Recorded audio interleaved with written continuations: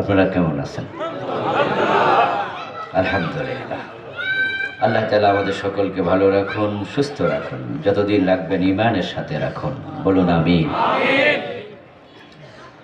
আপনারা ভিডিও ম্যানদের সাথে একটু অনেক জায়গায় দেখি একটু হইচই হয়, দেখা যায় না হুজুরকে। এই কারণে দ্বীনের প্রচারে তাদেরও ভূমিকা আছে, আচ্ছা না? অবাক হবেন, আমি কিছুদিন আগে আমেরিকায় গিয়েছিলাম একটি কনফারেন্সে, তাও 1 বছর হয়ে গেল। তো সেখানে আমাদের এমন কিছু ভাইকে পেলাম যাদের সাথে আমার হয়তো রুহের জগতে দেখা হতে পারে, কিন্তু দুনিয়াতে আর দেখা হয়নি। কিন্তু বুকে টেনে নিলেন, কপালে চুমু দেন, জড়াইয়া ধরছেন, আদর করেন। এবং একজন তো আমাকে এমন হাদিয়া দিলেন যেটার বাংলাদেশি মূল্য প্রায় 1 লাখ টাকা। জীবনে দেখি নাই কোনোদিন। সবার একটাই বক্তব্য যে আমরা ইন্টারনেটে আপনার ওয়াজ শুনি। পৃথিবীর এমন কিছু দেশ আছে যে দেশে জাতীয় মাহফিল করার কোনো পরিবেশ নাই। এমন দেশও আছে যেখানে মসজিদ পর্যন্ত নাই। আমাদের মুসলমানেরা নামাজ পড়ে তাদের ঘরে, রুমে, যে রুমে তারা বসবাস করে। আলহামদুলিল্লাহ, ইন্টারনেটের আজকের এই বারাকাতে, যদিও নেটের মাধ্যমে অনেক খারাপ কাজও অনেকে করছে, কিন্তু কিছু ভাইয়েরা ওই অমুসলিম দেশে বসে দ্বীনের কথা শোনার সুযোগ পাচ্ছে শুধুমাত্র ওদের কারণে। ঠিক না? আরো একটি চমৎকার খবর হলো, গত পরশু দিন, কালকের আগের দিন নাকি গতকালকেই আমি গিয়েছিলাম নীলগিরিতে। মানে গত রাতের, আজকের রাতের আগের রাতে আমার প্রোগ্রাম ছিল, এর আগের রাতে প্রোগ্রাম ছিল আপনার ফটিকছড়িতে। ফটিকছড়িতে গত রাতে ছিল, তার আগের রাতে ছিল বান্দরবানে। তো বান্দরবানে মাহফিল করে আমি থেকে গেলাম। দিনের বেলা একটু ঘুরতে বের হলাম, কারণ গতকালকে ফটিকছড়ি করে এদিকে আসবো আর কি। তো ঘুরতে গিয়ে নীলগিরিতে একটা ছেলেকে পেলাম যে এরকম ক্যামেরা নিয়ে ছবি তুলতেছে, দৌড়াদৌড়ি করছে। আমাকে দেখে খুব দৌড় মেরে এসে, হুজুর আপনি এখানে? তো আমি বললাম যে কি মাহফিলে এসেছি, এই জন্য একটু ঘুরতে বের হলাম। তো পরে সে বললো আমি একটু ছবি তুলতে পারবো আপনার সাথে? আমি কেন নয়, তোলেন। তুললো। তারপরে আবার বলতেছে, হুজুর আমি নাস্তিক ছিলাম কয়েকদিন আগেও। কি ছিল? বেনামাজি নয়, বেরোজগারি নয়, আল্লাহতে অবিশ্বাসী। বলে আমি ছাত্র ইউনিয়ন করতাম, নাস্তিক ছিলাম, আল্লাহকে বিশ্বাস করতাম না। কিছুদিন আগে আমি বিয়ে করেছি। আমার ওয়াইফ আমাকে মোবাইল থেকে কিছু ওয়াজ শোনালো। ডক্টর আব্দুল্লাহ জাহাঙ্গীর স্যারের নাম বললেন, নাম শুনেছেন আপনারা? রাহেমাহুল্লাহ, আল্লাহ জান্নাত নসিব করুক, বলেন আমিন। বলে ওনার কিছু আলোচনা শুনি, মিজানুর রহমান আজহারির আলোচনা শুনি, আপনার আলোচনা শুনি। এখন আমি নামাজ শুরু করেছি, আলহামদুলিল্লাহ। যদি আমি পুরা পড়তে পারি না পেশাগত কারণে, আমি ফটো জার্নালিস্ট, অন্য কিছু কাজ করি, যার কারণে আমি পুরা এখনো পড়তে পারি না, তবে আমি নামাজ শুরু করে দিয়েছি। এবং এখন আমার মোবাইলে যত ঝামেলা ছিল, নাজায়েজ কাজ ছিল, আমি সবগুলো বাদ দিয়ে দিয়েছি। এখন আমিও শুধুমাত্র ভিডিও শুনি, আপনাদের ওয়াজ শুনছি। আমার চোখে পানি আসার উপক্রম হয়ে গেল যে নাস্তিক আস্তিক হয়েছে। আব্দুল্লাহ জাহাঙ্গীর স্যারকে কখনো সে সরাসরি দেখেনি, মিজান আজহারিকে সরাসরি দেখেনি, আমাকেও দেখেনি। শুধুমাত্র ওদের ক্যামেরার ওসিলায় তার আজকে ভিডিওতে ওয়াজ শুনে নাস্তিক আস্তিক হয়ে যাচ্ছে, আলহামদুলিল্লাহ। এই জন্য দিন প্রচারে প্রত্যেকেরই ভূমিকা যতটুকু আছে ততটুকু স্বীকৃতি দেওয়া দরকার, সহযোগিতা করা দরকার, ঠিক না? এই জন্য ওদেরকে আপনারা বাজেভাবে নেবেন না। এখানে আমরা যারা আজকে ওয়াজ শুনবো, আমি 1 ঘন্টা 1.5 ঘন্টা আলোচনা যতটুকু করি, ঠিক তাদের ভিডিওটা আপলোড হওয়ার 2 ঘন্টা 4 ঘন্টা, 1 দিন 2 দিন পরে এটা চেয়ে 10 গুণ 20 গুণ 50 গুণ বেশি মানুষ শুনে ফেলবে। দিনের বেশি বেশি প্রচার দরকার আছে না নাই? এই জন্য আমরা ভালো কাজে সাহায্য করব। আল্লাহ তাআলার পবিত্র জাতের লাখো কোটি শুকরিয়া জ্ঞাপন করছি যে মহান মনিব অত্যন্ত মেহেরবানি করে আমাদের সকলকে শীতের রাতে কোরআনের মাঠে কোরআনের আহ্বানে হাজির হওয়ার তৌফিক দিলেন। যে মহান মনিব আমাদের সকলকে করোনার বিপর্যস্ততার মাঝেও সুস্থ রাখলেন, কোরআনের সাথে থাকার, কোরআনের কথা বলার, কোরআনের কথা শোনার মতো মন দিলেন, এই সব নেয়ামত দিলেন কে? লা ইন শাকারতুম লাযীদান্নাকুম। নেয়ামত পাওয়ার পরে শুকরিয়া করলে নেয়ামত বাড়ায়া দেবেন কে? আমরা কোরআনের সাথে মৃত্যু পর্যন্ত থাকতে চাই। এই নিয়ামত আল্লাহ যেন কোনোদিন কেড়ে না নেন, বলেন আমিন। আল্লাহ তাআলা আমাদেরকে কোরআনের সাথে থাকার তৌফিক দেয়াতে আমরা আল্লাহ তাআলাকে আলোচনার শুরুতে মন প্রাণ উজাড় করে অন্তরের সবটুকুন শ্রদ্ধা এবং ভালোবাসা দিয়ে একটিবার কৃতজ্ঞতা জানাই, শুকরিয়া জানাই। সবাই মিলে জোরে জোরে একবার কালিমাতুশ শুকর পড়ি, আলহামদুলিল্লাহ।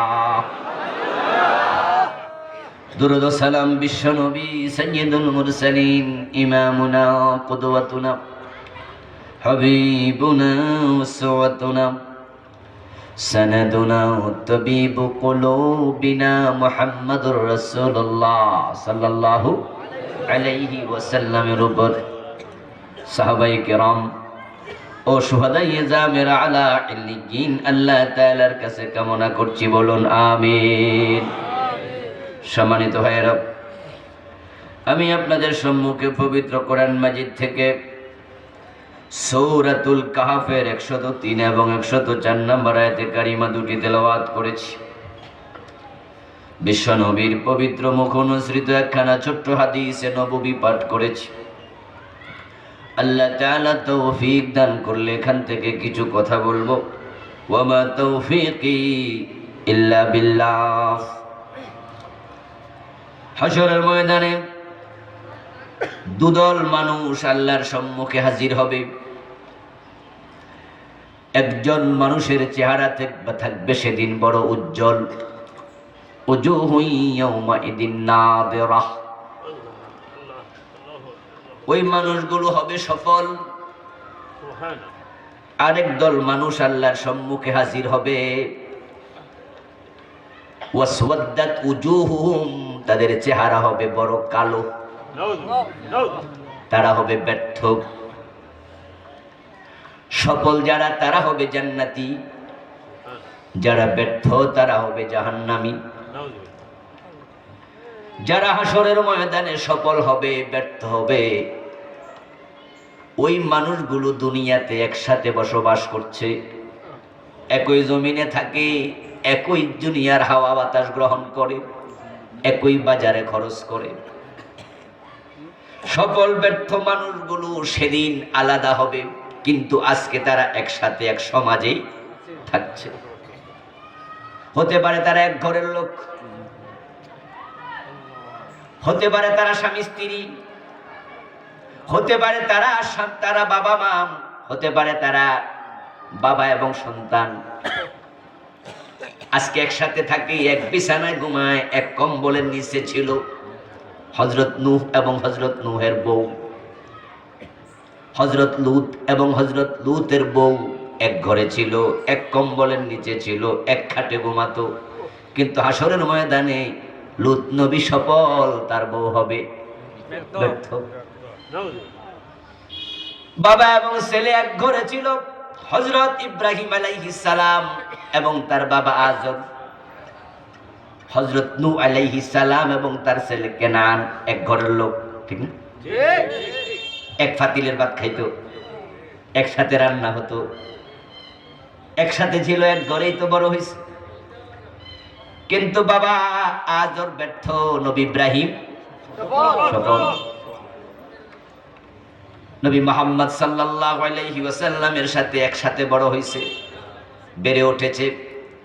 নবী মুহাম্মদ সাল্লাল্লাহু আলাইহি সাল্লামকে কোলে পিঠে করে মানুষ করেছে আবু তালেব।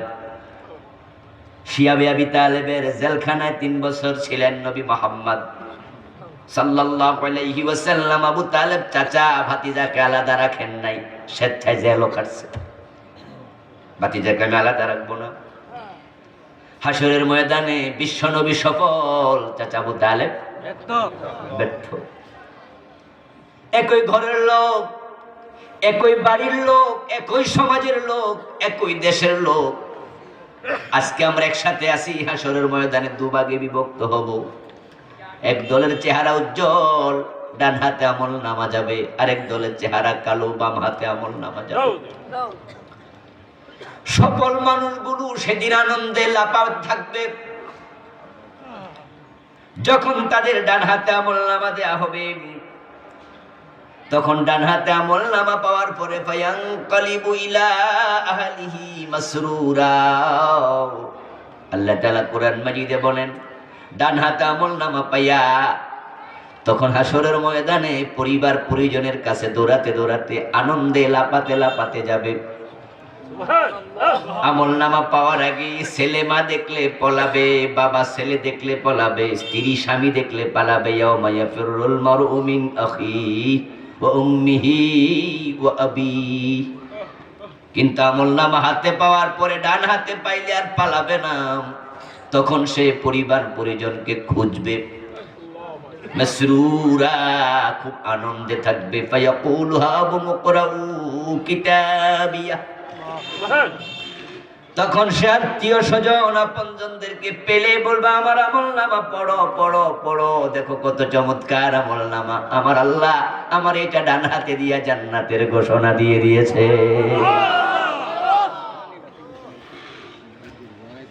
গরিবের ছেলে ডিবি লটারি পাইয়া আমেরিকায় যাওয়ার যদি ঘোষণা পায়, বিসিএস পরীক্ষা দেওয়ার পরে যখন দেখে তালিকায় নাম উঠছে, পরীক্ষার রেজাল্টের পরে দেখে গোল্ডেন এ প্লাস পাইছে, ফুলাপানের আনন্দ ধরে না, লাপানো শুরু করে, বাজারে মিষ্টির টান পড়ে যায়।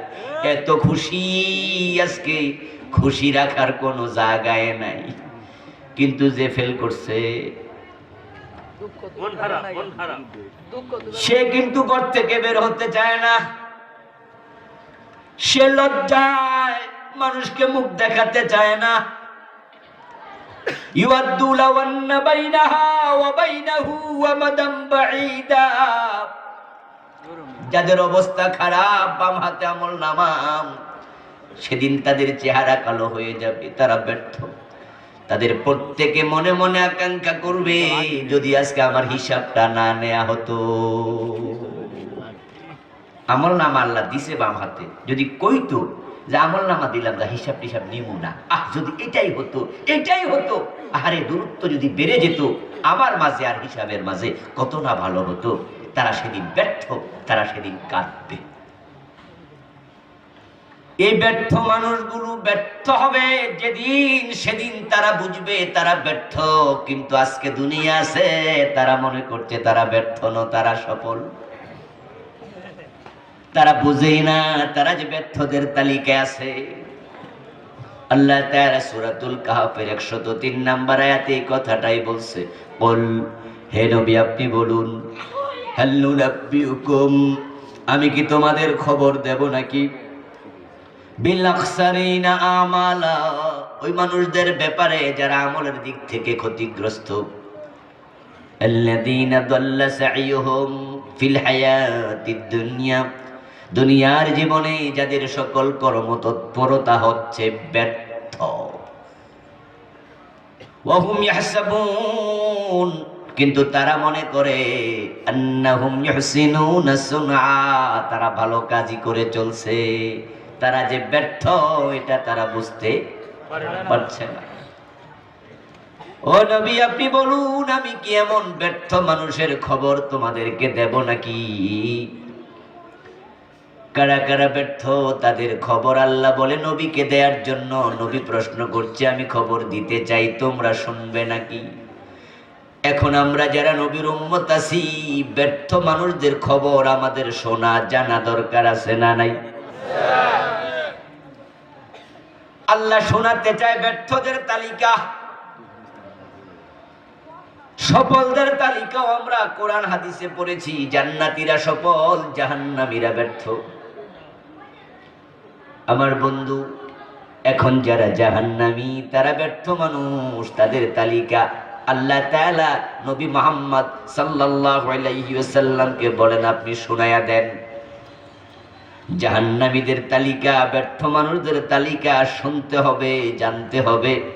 এবং যারা সেই তালিকার মাঝে ঢুকে গেছে তাদের তালিকা থেকে নিজের নামটা কাটাতেও হবে। আল্লাহ না করুন নিজের ইলমের অভাবে, জ্ঞানের অভাবে, জানা বুঝার অভাবে, কর্মের কারণে যদি ব্যর্থদের তালিকায় নামটা ঢুকে থাকে, আর আপনি হাসরের ময়দানে আল্লাহর সামনে যাইয়া টের পান, দুনিয়া টেরই পান নাই, সেদিন টের পাইলে কোনো উপায় নাই, সেদিন নাম কাটানোর কোনো ব্যবস্থাই নাই। কিন্তু আজকে যদি আপনি বুঝতে পারেন যে আপনিও ব্যর্থদের তালিকাতে আছেন, এখনো তাওবা করে নামটা কাটানোর সুযোগ আছে না নাই? সুযোগ কিন্তু এখনো আছে। তুবু ইলাল্লাহ তাওবাতান নাসুহা, তোমরা আল্লাহর কাছে তাওবাতে নাসুহা করো, ফিরে আসো, ফিরে আসো। রাসূলুল্লাহ সাল্লাল্লাহু আলাইহি ওয়াসাল্লাম বলেন, আল্লাহ তাআলা সন্ধ্যাবেলায় দুই হাত এভাবে উঁচু করে থাকেন, বাড়ায়া রাখেন। তামাম দিন যারা গুনাহ করেছে তারা সন্ধ্যাবেলায় গুনাহ বাদ দিয়া তাওবা করে আল্লাহর কোলে ফিরে আসে কিনা? সকালবেলা আল্লাহ তাআলা দুই হাত এভাবে বাড়ায়া রাখেন। তামাম রাত যারা গুনাহ করেছে সকালবেলায় বুঝ আসলো, তাওবা করে ফিরে আসলো কিনা। যদি তাওবা করে ফিরে আসতে চায়, আল্লাহ ভালোদের তালিকায় তার নাম ঢুকাতে এক সেকেন্ডও দেরি করেন না। ইন্নাল্লাহ ইয়াকবালু তাওবাতাল আবদি মা লাম ইউগারগির। রাসূলুল্লাহ সাল্লাল্লাহু আলাইহি ওয়াসাল্লাম বলেন, আল্লাহ ব্যক্তির তাওবা তার মৃত্যু যন্ত্রণা শুরু হওয়ার আগ পর্যন্তই কবুল করতে থাকেন। পশ্চিম দিকে সূর্য উদিত হওয়ার আগ পর্যন্ত তাওবা কবুল হবে। পশ্চিম দিকে সূর্য এখনো ওঠে নাই, এখনো আমাদের এখানে কারো মৃত্যুর যন্ত্রণা শুরু হয় নাই। সুতরাং আমাদের তাওবা করে ফিরে আসার সুযোগ এই মুহূর্তেও আছে কিনা? কিন্তু সেদিন যদি আপনি টের পান, যেদিন আল্লাহর সামনে যাওয়ার পরে দেখবেন আমলনামাটা বাম হাতে দেয়া হয়েছে, নেকের পাল্লা হালকা হয়ে গেছে, সওয়াবের আমলনামাটা খালি, কোনো সওয়াব লিখা নাই। আপনি বলবেন, আল্লাহ আমার নামাজের সওয়াব কই? আমি তো নামাজি ছিলাম, আমি তো যাকাত দিয়েছি, আমি তো রোজাও করেছি, আল্লাহ আমার সওয়াব কই? আল্লাহ বলবেন, বান্দা তুই কি সূরা আল কাহাফ পড়স নাই?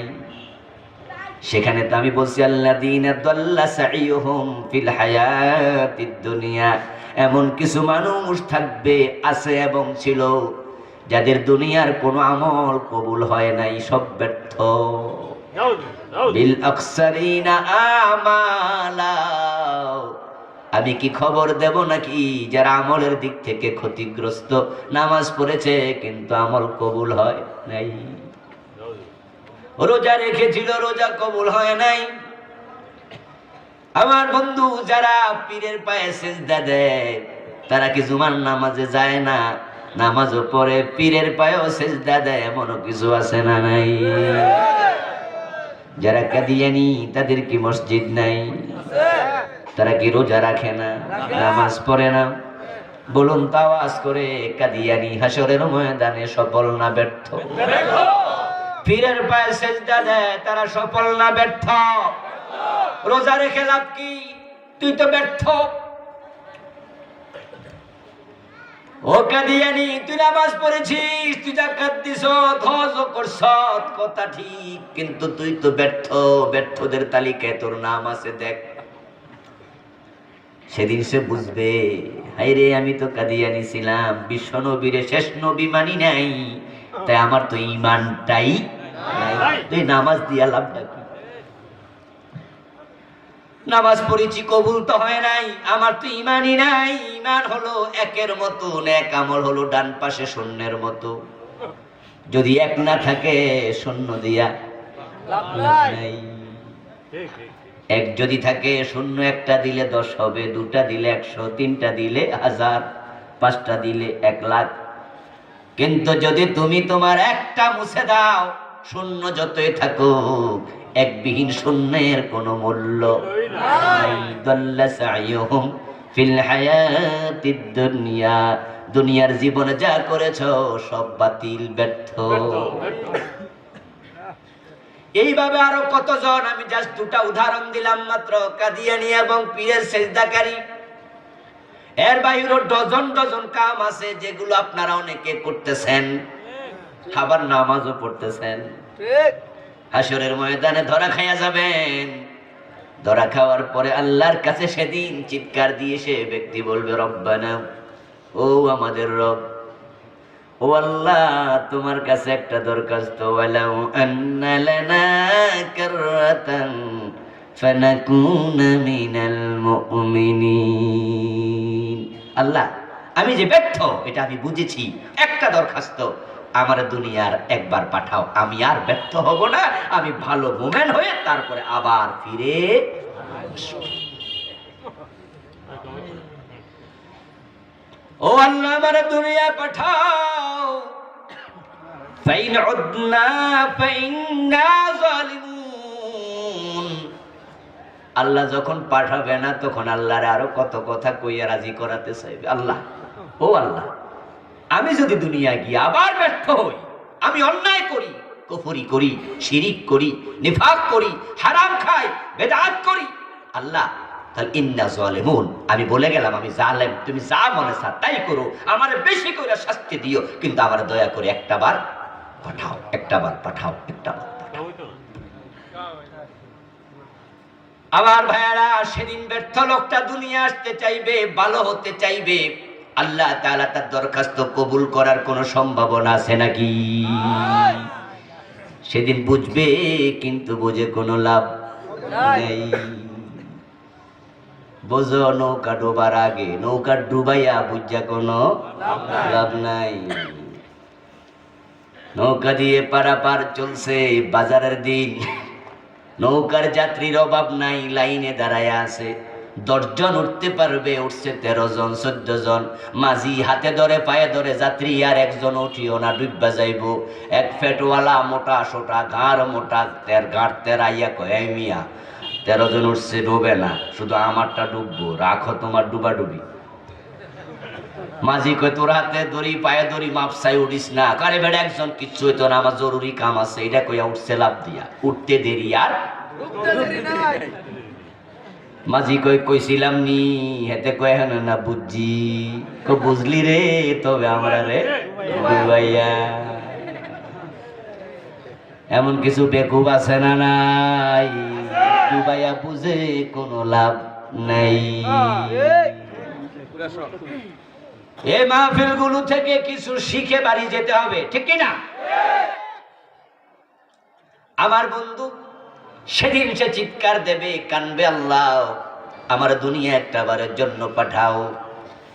সেদিন আল্লাহ তাআলা কি বলবেন এবার কোরআন থেকে শুনুন। আল্লাহ বলবেন, খুযূহু ফাগুল্লুহু সুম্মাল জাহিমা সাল্লু।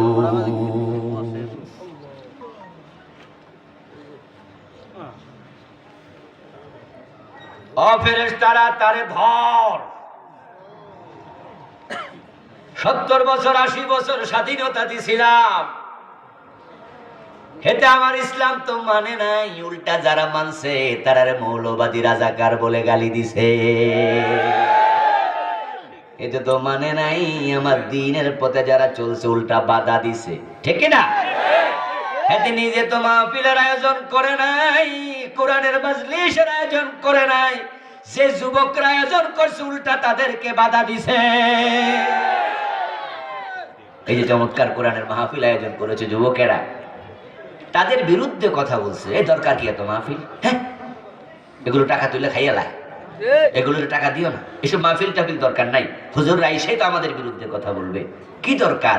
এ জাতীয় কিছু কথা বলার মতো হারামি কুলাঙ্গার আছে না নাই? আল্লাহ তাআলা বলবেন, তারে 70 বছর 60 বছর 80 বছর হায়াত দিছি, এতে তখন ভালো হয় নাই, এখন নাকি আবার দুনিয়া যাইতে চায়। হুজুর, ফেরেশতা তারে ধর। ফাগুল্লুহু, তার হাতের মাঝে হ্যান্ড করা, হাত করা পরা, পায়ের মাঝে ডান্ডা বেরি পরাইয়া দে, গলার মাঝে জাহান্নামের শিকল লাগাইয়া দে। সুম্মাল জাহিমা সাল্লুহু, জাহান্নামের মাঝখানে ফেলে দে। এই কথা শুনে লোকটা চিৎকার দিতে থাকবে, বারবার বলতে থাকবে, আল্লাহ একটা বারের জন্য পাঠাও, আমি ভালো হয়ে যাব, আর করব না অন্যায়, আর করব না, আর করব না। ফেরেশতারা কয় তারে ধইরা ভালো করে ফুটবলের মতো গোল বানাইয়া মেরুদণ্ডের হাড্ডি ভাঙ্গিয়া ফেলে দে জাহান্নামে। ঠিক জাহান্নামের মাঝে ফেলে দেবে। আহলুন নার ইয়াবকুনা ফিন্নার ফাতাসিলু দুমুহুম আলা উজুহিহিম কাআন্নাহা জাদাওয়া। ওই জাহান্নামে যাবে কিন্তু কান্না বন্ধ হবে না, সে সেখানেও কানবে আর আল্লাহকে ডাকবে, রব্বানা আখরিজনা মিনহা, ও আমাদের রব জাহান্নাম থেকে বের করো, আমার দুনিয়ার একবার পাঠাও। এত বেশি কাঁদবে, চোখের পানি তার গাল দিয়ে এমন ভাবে ঝরবে, রাসূল বলেন মনে হয় নালার পানি ঝরছে, খালের পানি প্রবাহিত হচ্ছে, এত কাঁদবে। فتنقطع الدموع فتسيل الدماء, চোখের পানি জড়তে জড়তে চোখের পানি শেষ হয়ে যাবে কিন্তু কান্না বন্ধ হবে না। তখন চোখ থেকে রক্ত বের হবে, চোখ ক্ষত বিক্ষত হয়ে যাবে। আর আল্লাহ তাআলাকে বারবার বলবে, আল্লাহ আমার দুনিয়ায় পাঠাও, একবার জাহান্নাম থেকে বের করো। 40 বছর কান্না করার পরে আল্লাহ জবাব দিয়ে বলবেন, ক্বালাকসাউ ফিহা ওয়ালা তুকাল্লিমুন। 40 বছর পরে জবাব দিয়ে আল্লাহ বলবেন, আমার সাথে কোনো কথা বলবি না, তোর আজকে কোনো মাপ নাই।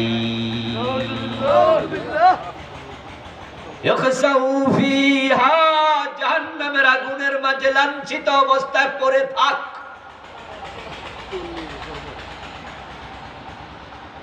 জালেম সেদিন নিষ্কৃতি পাবে না, পাবে না, পাবে না। আমার বন্ধু আজকে একটা মাহফিল ছিল দিনের বেলায় পাকুন্দিয়া থানায়, করতে গেলাম, করতে দিল না। বলছি কালকে ছিল ফটিকছড়ি, দিনের বেলা মাহফিল হওয়ার কারণে আমি ঢাকাতে যাই নাই, ওখান থেকে ডাইরেক্ট এখানে আসছি। রাতের 2টার পরে কুমিল্লা, ভাবলাম ড্রাইভার ক্লান্ত হয়ে যাচ্ছে, বললাম গাড়িটা থামা, গাড়ির ভিতরে ঘুমাই থাকি, যা বাড়িঘর লাগবো না। তাবলিগ জামাত মসজিদে ঘুমাইতে পারলে আমরা গাড়িতে পারবো না কেন? রাস্তাঘাটে ঘুমাই অভ্যাস করতে হবে।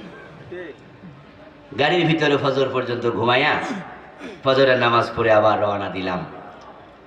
আসার পরে এখানে পৌঁছার পরে কয়, হুজুর মাহফিলে আপনারা উঠতে দেবে না, প্রশাসন নিষেধ করেছে।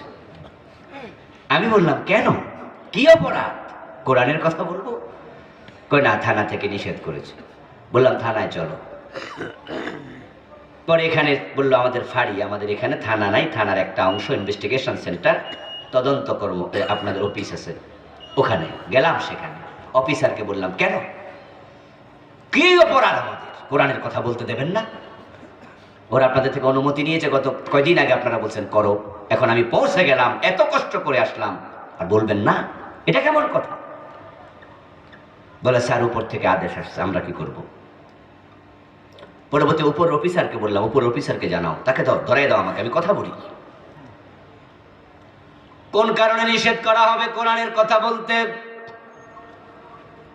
বড় অফিসারকে আমি জানালাম, তিনি বললেন স্যার আমার এর উপরের অফিসার বলছে। আমি বললাম তোরে একটু বলেন যে হুজুর অনেক কষ্ট করে চলে আসছে, কমপক্ষে একটু দোয়া করুক, স্টেজে গিয়ে একটু দোয়া করে যাই কমপক্ষে। উনি বললেন ঠিক আছে আমি একটু পরে জানাচ্ছি। একটু পরে জানালো, ওটার অনুমতিও নাই। আজকে আমরা তোমার কাছে কোরআনের কথা বলার জন্য অনুরোধ করতেছি, তোমরা দাও না। একটা সময় আসবে তোমরা দুনিয়া আসতে চাইবা, জাহান্নাম থেকে বের হতে চাইবা, আল্লাহ তোমাদের কথা শুনবে না।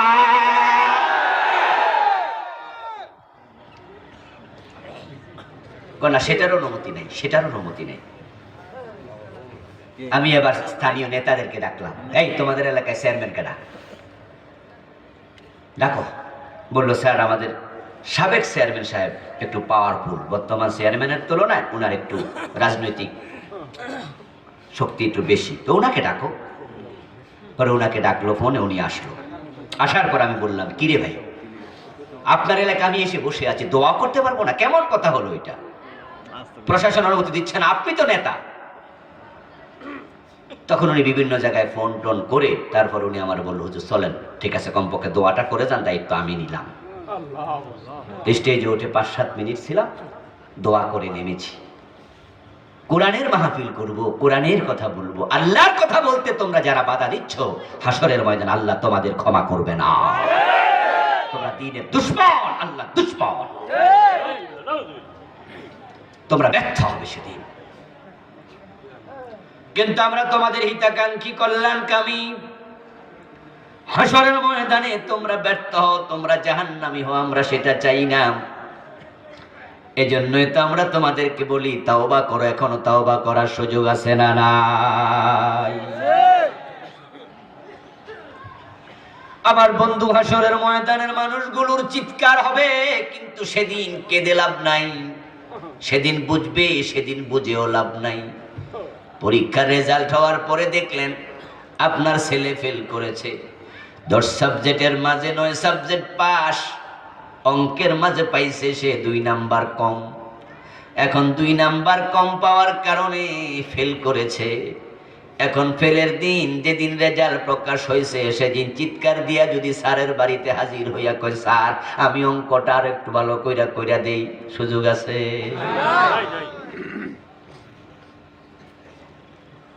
খেলতে নেমেছে 2 দল, ফুটবল খেলে 90 মিনিট, এক একটা ম্যাচ। ফুটবল খেলা সহজে সবাই বোঝে, তাই বলছি। যখন 90 মিনিট শেষ হয়ে যায়, এক দল গোল দিল 12টা, 10টা, 5টা, আরেক দল একটাও দিতে পারে নাই। 90 মিনিট শেষ হওয়ার সাথে সাথে রেফারি মুখে বাঁশি নিয়ে হুইসেল দেয় এবং হাতের মাঝে একটা এরকম ইশারা দিয়া বুঝায় খেলা শেষ।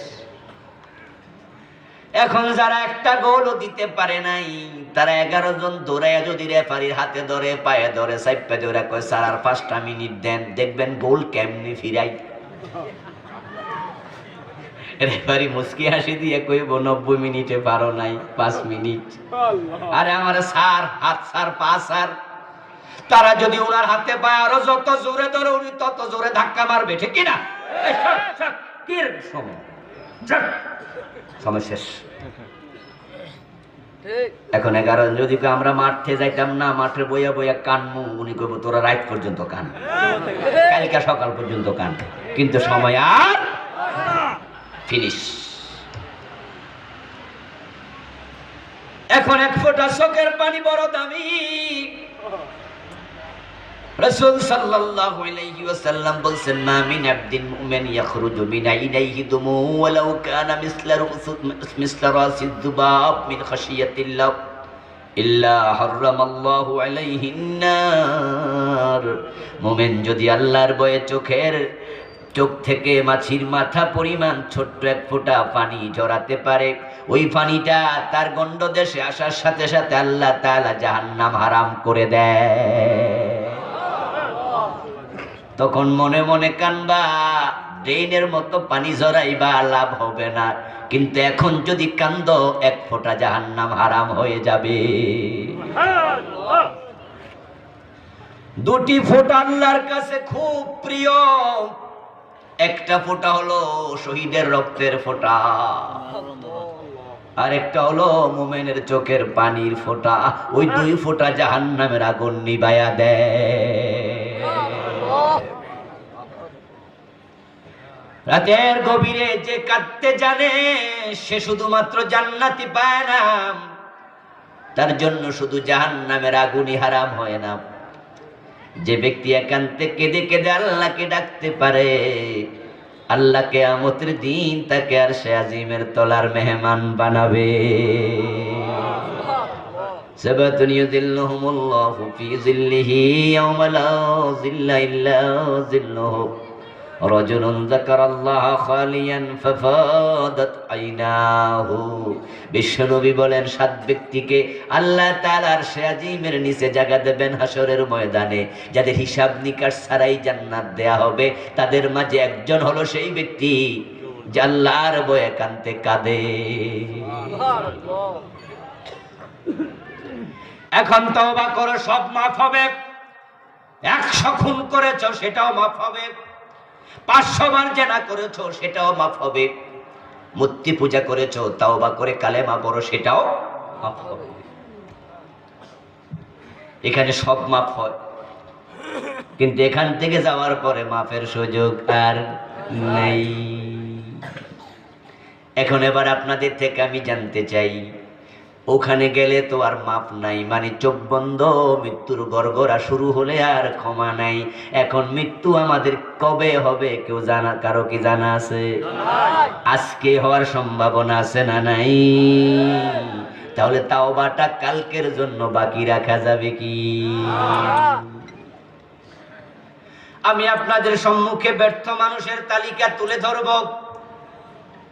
আর আপনি সেই তালিকায় নিজের নাম খুঁজবেন। আপনাদের এই গ্রামে মারামারি হয়েছে, মারামারি হইয়া বাজারে মারামারি লাগছে, একজন লোক মার্ডার হয়ে গেছে, এমন হয় না মাঝে মাঝে? মার্ডার হওয়ার পরে পুলিশ মামলা করেছে, পুলিশ বাদী হইয়া মামলা করছে, পুরা গ্রামবাসী মামলার আসামি 120 জন বানাইছে। বাজারের মারামারি তো কেডা ছিল কে ছিল না পুলিশ তো আর সবাইরে দেখে নাই, কিন্তু এই গ্রামের বাজার, তাই গ্রামের 120 জনের নামে মার্ডারের কেসের মামলা দিছে। 120 জনের নামে যখন মার্ডার কেসের মামলা হলো, ওই গ্রামে পরের দিন পুরুষ শূন্য থাকবো, সবাই দৌড় মারবো, কত যায় না আমার নামও থাকতে পারে। পুরা গ্রামে যত মানুষ আছে, যুবকেরা, পুরুষেরা, বড়রা সবাই পলাবে, মহিলা ছাড়া বাড়িতে আর মানুষ থাকবো না, বাচ্চার মহিলা সব পুরুষ পলায়া থাকবে। 2 দিন 3 দিন পরে এবার মামলার নকল পাওয়া যাবে, ঠিক না? কথা না করলে তো মজা পাই না। এগুলো জানেননি আপনারা? কি পাওয়া যাবে? মামলার নকল পাওয়া যাবে। অর্থাৎ ওই যে 120 জন, এই গ্রামের পুরুষ তো আছে 500 জন, সবাই পলাইছে।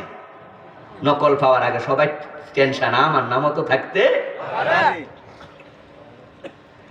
3 দিন পরে যখন নকল বের হলো 120 জনের তালিকা, ওই নকলের কপি যদি কেউ একটা বের করে কয় আমি 50 টাকা করে বিক্রি করবো ফটোকপি কইরা, তাও কিনার লোক আছে না? না, আমি কম ভাই আমার এক কপি দেন, 100 টাকা দিব, আমি আগে চাই আমি আসিনি কোন, ঠিক কিনা? ঠিক কিনা? সবাই বলবে আমার এক কপি দেন। এই নামটা স্যার, নামটা যে লেখাপড়া জানে না সেও কিন্তু শিক্ষিত লোকের কাছে যাই করবো, ভাই ভাই একটু দেখেন তো আমার নামটা, একটু দেখেন তো ভাই। 120 জন আস্তে আস্তে পড়িয়েন, আবার বেশি তাড়াতাড়ি পড়লে বাদ টাত পড়ে যায়, ঠিক না? ঠিক। আমার বন্ধু নাম যদি থাকে 120-এর ভিতরে, তাহলে সে টেনশনে পড়ে যাবে, সে আবার বাঁচার জন্য উকিল ধরবে, ধরবে কিনা? হায় রে, আমি তো সেদিন বাজারেও যাই নাই, আমি তো ছিলাম কুলিয়ার শহর, মারামারি হয়েছে কান্দুলিয়া বাজারে, মারামারি হয়েছে বাজারে, আমি ছিলাম সিটাং। তখন এবার উকিল বলবে আপনি যে এলাকায় ছিলেন না তার কিছু প্রমাণ কাগজপত্র দেন, দেখি আপনার নামটা কেমনে শাস্তির থেকে বাঁচানো যায়। আর যাদের 120 জনের ভিতরে নাম পড়ছে সবাই টেনশনে পড়ে যাবে কেমনে নামটা কাটানো যায়।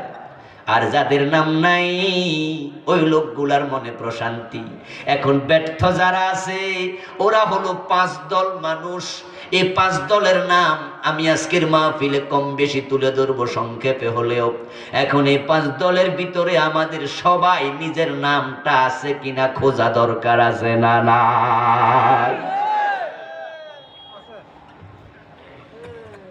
আল্লাহ কিছু গোপন রাখে নাই। ইসলাম কোন গোপন জিনিস নয়। আল হালালু বাইয়িন ওয়াল হারামু বাইয়িন। হালাল সুস্পষ্ট, হারাম সুস্পষ্ট। তারাকতুকুম মিসলাল বাইদা লাইলুহা ওয়া নাহারুহা সাওয়া।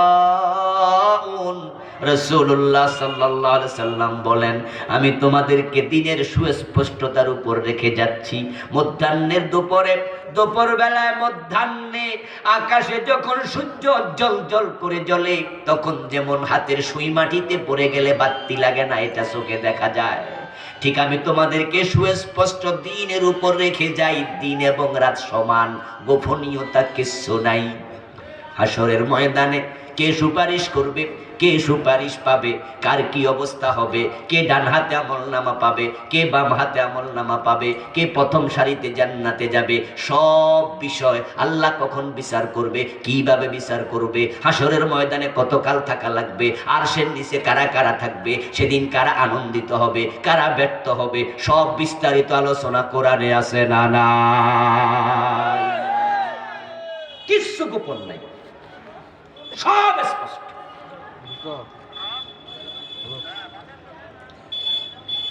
ও আমার বন্ধু, বিল্ডিং এ প্লট বিক্রি হবে, প্লট বিক্রি হবে। বিশাল এক বিল্ডিং বানাইছে 10 তলা। ওই প্লটের মাঝে যারা প্লট বিক্রি করবে, তারা প্লট বানানোর অনেক আগে কোথায় রুম হবে, কত স্কয়ার ফিট, টয়লেট হবে কয়টা, কিচেন হবে কত স্কয়ার ফিট, কয় তলায় কয় রুম, কোনটা কেমন, টাইলস হবে কোন মাপের, ঠিক দরজাটা হবে কোন কাঠের, এটা সব কিছু লিখে প্রকাশ করে। এটার নাম হলো ব্রোশিয়ার। কি নাম? ব্রোশিয়ার। এখন আপনি ব্রোশিয়ার হাতে নেবেন, হাতে নেওয়ার পর আপনি দেখবেন ব্রোশিয়ারের একবারে এখানে আছে পুরা বিল্ডিংটা চিত্র, 10 তলা বিল্ডিং দেখা যায়। তারপরে এবার ভিতরে ঢুকবেন, ঢুকে আপনি বুঝবেন আপনার ডাইনিং রুমটা কত স্কয়ার ফিট, টয়লেট কয়টা আছে, ঠিক কোন জায়গায় দরজাটা, কোন জায়গায় জানালাটা, টাইলসটা হবে বাংলাদেশি না বিদেশি, আপনার দরজাটা কি চন্দন কাঠ হবে না মেহগনি হবে, সব কিছু দেয়া আছে। তবে নিচে আবার লেখা আছে এটার দাম এত, ওইটার দাম এত। আপনি 5 লাখ টাকারটা বুকিং দিয়া 10 লাখ টাকারটা পাবেন না, 50 লাখ টাকাটা বুকিং দিয়ে 1 কোটি টাকারটা পাবেন না। এখন কোনটা বুকিং আপনি দেবেন, আপনার পকেটের দিকে খেয়াল করেন, তাহলে বুঝবেন আপনি কোন প্লটের মালিক হতে যাচ্ছেন। নিজের আমলের দিকে খেয়াল করলে বোঝা যায় জান্নাত পাবেন কি না।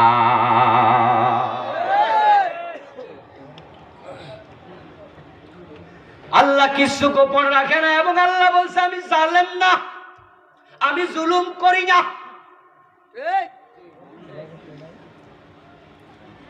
দুনিয়ার ব্যাংকে টাকা জমা রাখলে ব্যাংক দেউলিয়া হয়ে যেতে পারে, ওই প্লট কোম্পানির কাছে বুকিং মানি দিলে কোম্পানি পলায়া যাইতে পারে, কত রকমের ঝামেলা হয়। কিন্তু আল্লাহর কাছে আমলনামায় তুমি যে নেক জমা দেও, ঠিকঠাক পন্থায় যদি দিতে পারো, আল্লাহ একটাও বাদ দেয় না, কারণ আল্লাহ জুলুম করে না।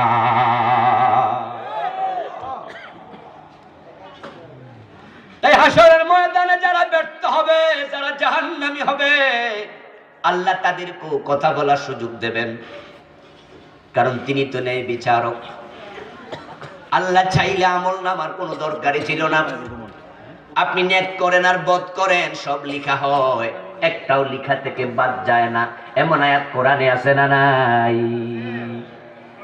কিরামান কাতিবিনা ইয়ালামুনা মা তাফআলুন মা ইয়ালফিযু মিন কওলিন ইল্লা লাদাইহি রাকীবুন আতীদ ফামান ইয়ামাল মিসকালা যাররাতিন শাররাতিন খায়রান ইয়ারা ওয়া মান ইয়ামাল মিসকালা যাররাতিন শাররান ইয়ারা।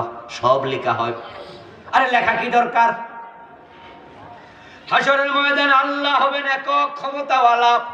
আল্লাহর ভয়ে সেদিন ফেরেশতারাও কথা বলবে না, নবীরা পর্যন্ত ইয়া নাফসি বলবে। সেদিন আল্লাহ তাআলা তো সবই জানেন, তিনি আগেরটাও জানেন, পরেরটাও জানেন, ভবিষ্যৎ জানেন, অতীত জানেন, সব জানেন। তাই আপনি অন্যায় করছেন, আপনি জাহান্নামী, ও ভালো করছে, ও জান্নাতি। হাসরের ময়দানে আল্লাহ ডেকে ডেকে বলবে, এ ফেরেশতারা তারে ধরে জাহান্নামে ফেলে দে, ও ফেরেশতারা তারে জান্নাত দিয়ে দে। আল্লাহর কাছে কার সাহস আছে আল্লাহরে জিগাইব, আল্লাহ এটা কেমন হইল? এই সাহস তো কারো নাই। কিন্তু আল্লাহ এমন করবেন না, তিনি বিচারের ব্যবস্থা রাখবেন, আপনারে কথা বলার সুযোগ দেবেন, আপনি বলতে পারবেন আল্লাহ আমি তো নামাজ পড়ছি, রোজা রাখছি, আমার গুলা কই? আল্লাহ আপনারে চোখে আঙ্গুল দিয়ে দেখাইয়া দিবে তোর কামটা ঠিকঠাক মতো হয় নাই। তুই নামাজও পড়ছস, সুদেও টাকা লাগাইছস। তোর আমল যে আমি কবুল করি নাই, কেন কবুল করব? তুই তো বেদাতি ছিলি। তুই রোজাও রাখছস, নামাজও পড়ছস, আবার বেদাত করছস। ও বেয়া, তোর আমল আমি কেমনে কবুল করব? তুই তো কাদিয়ানি হইছস, কোরআনের এই এই আয়াত তুই মানুষ নাই। তুই তো পীরের পায়ে সেজদা দিছস, পীরের কাছে ছেলে মেয়ে চাইছস, আমার কাছেও চাইছস। আমি আল্লাহ তো কইছি শিরিক করলে ঈমান থাকবে না, ঈমান না থাকলে আমলের কোনো দাম নাই। আব্দুল্লাহ ইবনে উবাই বলবে, আল্লাহ আমিও তো নামাজ পড়ছি। আল্লাহ বলবে, তোর অন্তরে তো মুনাফিকি ছিল, ঠিক কি না? যে অন্তরে নেফাক থাকে, ওই অন্তরে ঈমান থাকবে না। আর ঈমান যদি না থাকে, আমলের দাম কি? তুই জাহান্নামী। আপনাকে আল্লাহ কথা বলার সুযোগ দেবে, আর্গুমেন্টের সুযোগ থাকবে। এই সুযোগ পাইয়া আল্লাহর বান্দাগুলো যারা দুনিয়ায় মিথ্যুক ছিল, তারা আল্লাহর সামনে মিছা কথা কওয়া শুরু করবে। তারা বলবে, মুশরিকরা পর্যন্ত বলবে, আল্লাহি রাব্বিনা মা কুন্না মুশরিকিন। যারা মুশরিক ছিল এরাও বলবে, আল্লাহ আপনার কসম আমরা শিরিক করি নাই। আল্লাহ কয়, দেখ দেখ মিছা কথা কেমনে এখনো কয়। বুঝেন নাই? আল্লাহ আমি শিরিক, আল্লাহি রাব্বিনা, কোরআনে ভাইয়া, ও আমাদের রব আপনার কসম, মা কুন্না মুশরিকিন, আমরা মুশরিক ছিলাম না। আরেক দল বেশি গুনাহ দেখা কইব, আল্লাহ মা কুন্না না'মালু মিন সু, এত গুনাহ আমি করি নাই, ফেরেশতা ভুল লিখছে। নাউযুবিল্লাহ, এটা তো আমার নিজের আমল নামাই না, আল্লাহ এটা ঢুকাই দিচ্ছে। নাউযুবিল্লাহ। এর মানে তারা বুঝবে, বুঝাতে চাইবে কোন রকমে বাঁচা যায় কিনা। আল্লাহ যখন দেখবে দুনিয়ার মতো মিছা কথা চালাইছে, দুনিয়া কইতে কইতে অভ্যাস হয়ে গেছে, এখনো সে অভ্যাস ত্যাগ করতে, যে যেটা করে স্বপ্নেও সে সেটাই দেখে। তাই যারা ট্রাফিক পুলিশে চাকরি করে, তাদের বউ ঘুমের মাঝে মাঝে থাপ্পড় খাওয়া লাগে। যারা ফুটবল খেলে, বউ মাঝে মাঝে ঘুমেও লাথি খাওয়া লাগে। মারছে বউরে, এমনে এমনে মারছে। বউ উঠতে কয়, কি করছো? কোনা ট্রাক থামাইতেছে। বুঝেন নাই? ট্রাক থামাইতেছে ঘুমের মাঝে। দুনিয়ায় মিছা কথা কয় সারাদিন, এমন কিছু হারামি দোকানদার আছে কিনা? ব্যবসায় যে ঢোকে বিকাল পর্যন্ত শুধু মিছা কথা কয়। 2 নাম্বার মালের 1 নাম্বার বলে চালাইয়া দেয়, অথচ সে নিজে জানে মালটা 1 নাম্বার না। দুধের মাঝে নিজে পানি মিশাইছে, কিন্তু কয় আমি কোনোদিনও পানি মিশাই না। 100 টাকার মাল 300 টাকা বেচে। যখন কাস্টমার কয় দাম এত বেশি কেন? কয় 250 দিয়ে তো কিনছি। এমন কথা বলা দোকানদার আছে না নাই? এমন বাটখারা বানাইছে, বাটখারার গায়ে লেখা 1 কেজি, বাস্তবে এটা 900 গ্রাম, কারণ অর্ডার দিয়া বানাইছে। আপনার দাদাও বুঝবে না এটা যে কম, কারণ গায়ের মাঝে লেখা, একবারে পাথরে খোদাই করে লেখা 1 কেজি। ওই হারাম কোম্পানি বাটফারের সাথে গোপন চুক্তি, এটা 900 গ্রাম দিয়া বানাইয়া 1 কেজি লিখবা, দাম একটু বেশি নিবা। আর যখন মাপ দেব 100 গ্রাম থেকে 100 গ্রাম কম হবে। পাশের দোকানদার চিনি বিক্রি করে কেজি 60 টাকা, আমি বিক্রি করব 58 টাকা 55 টাকা। ওই বেড়া আমার সাথে কুলাবে কেমনে? একই মার্কেট থেকে সমান দামে কিনেছি, সমান দামে বেচতে পারি না, আমি কমে বেশি, কারণ 100 গ্রাম তো কম আছে, বেড়া তো জানি না। কাস্টমার বেশি আসবে, বেশি বিক্রি হবে, এবং কাস্টমাররা বলবে দোকানদারটা খারাপ, হে 60 টাকা বেচে কেন? ওই পাশের দোকানদার কত বালা 2 টাকা কম নেয়। প্রশংসাও পাবো, টাকাও পাবো, মজা। এই বেটা আবার রোজা রাখতেছে, ইফতার সামনে লইয়া ঘড়ির দিকে চায়, 2 মিনিট এখনো বাকি আছে, খায় না, আল্লাহরে নাকি হে ডরায়, 2 মিনিট আগে খায় না, তো ওজনে কম দিছে, এই সময় আল্লাহরে ডরায় না।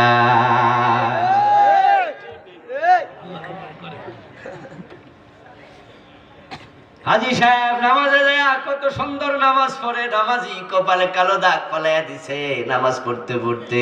ইমাম সাহেব ভুল করলে লোকমা দিতে দেরি নাই, হুজুর ভুল করছে, হুজুরের ছাড়বো না, কিন্তু বাবা মরে গেছে 10 বছর, বইনের জায়গাটাও ছাড়ে না। হুজুর ভুল করলে হুজুরের ছাড়ে না, নিজে আবার পরের জমি দখল করছে, এটাও ছাড়ে না।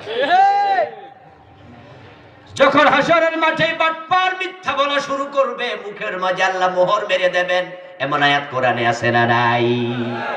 আল-ইয়াওমা নাখতিমু আলা আফওয়াহিহিম ওয়া তুকাল্লিমুনা আইদিহিম। আল্লাহ কয় সেদিন আমি তোর মুখের মাঝে মোহর মেরে দেব, বলবে মুখ দিয়া মিথ্যা বলা অভ্যাস হয়ে গেছে, ও মুখ তোর কথা আপাতত বন্ধ, হাত তুই কথা বল।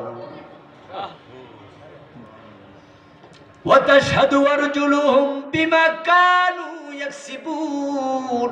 পারে আল্লাহ বলবে পা কথা বল।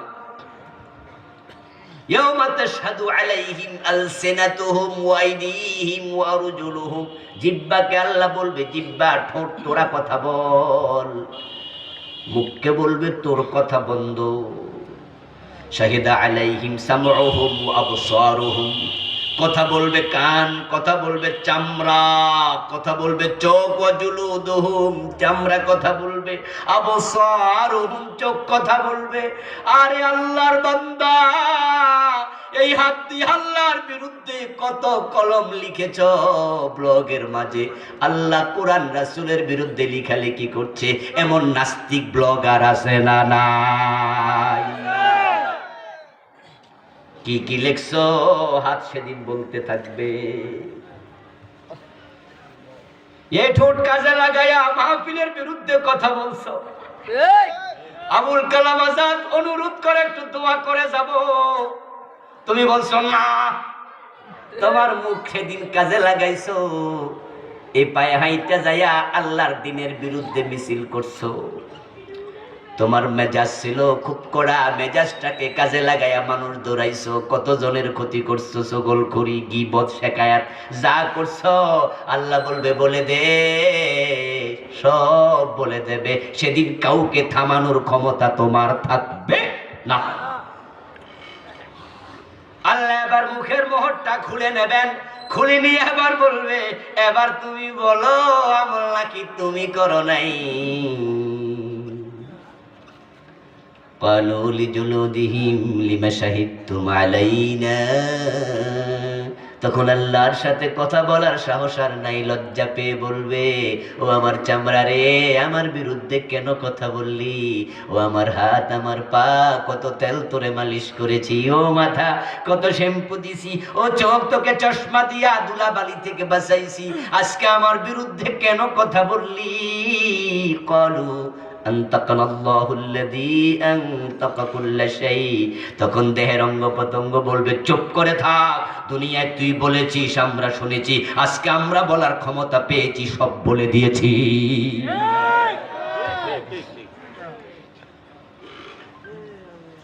আল্লাহর সামনে যেতে হবে হয়তো আজকেই, এই রাত জীবনের শেষ রাত হতে। সুস্থ সবল মানুষ মরে যায়, এমন ঘটনা আছে না নাই? 5 গ্রুপ মানুষ ব্যর্থ হবে হাসরের ময়দানে।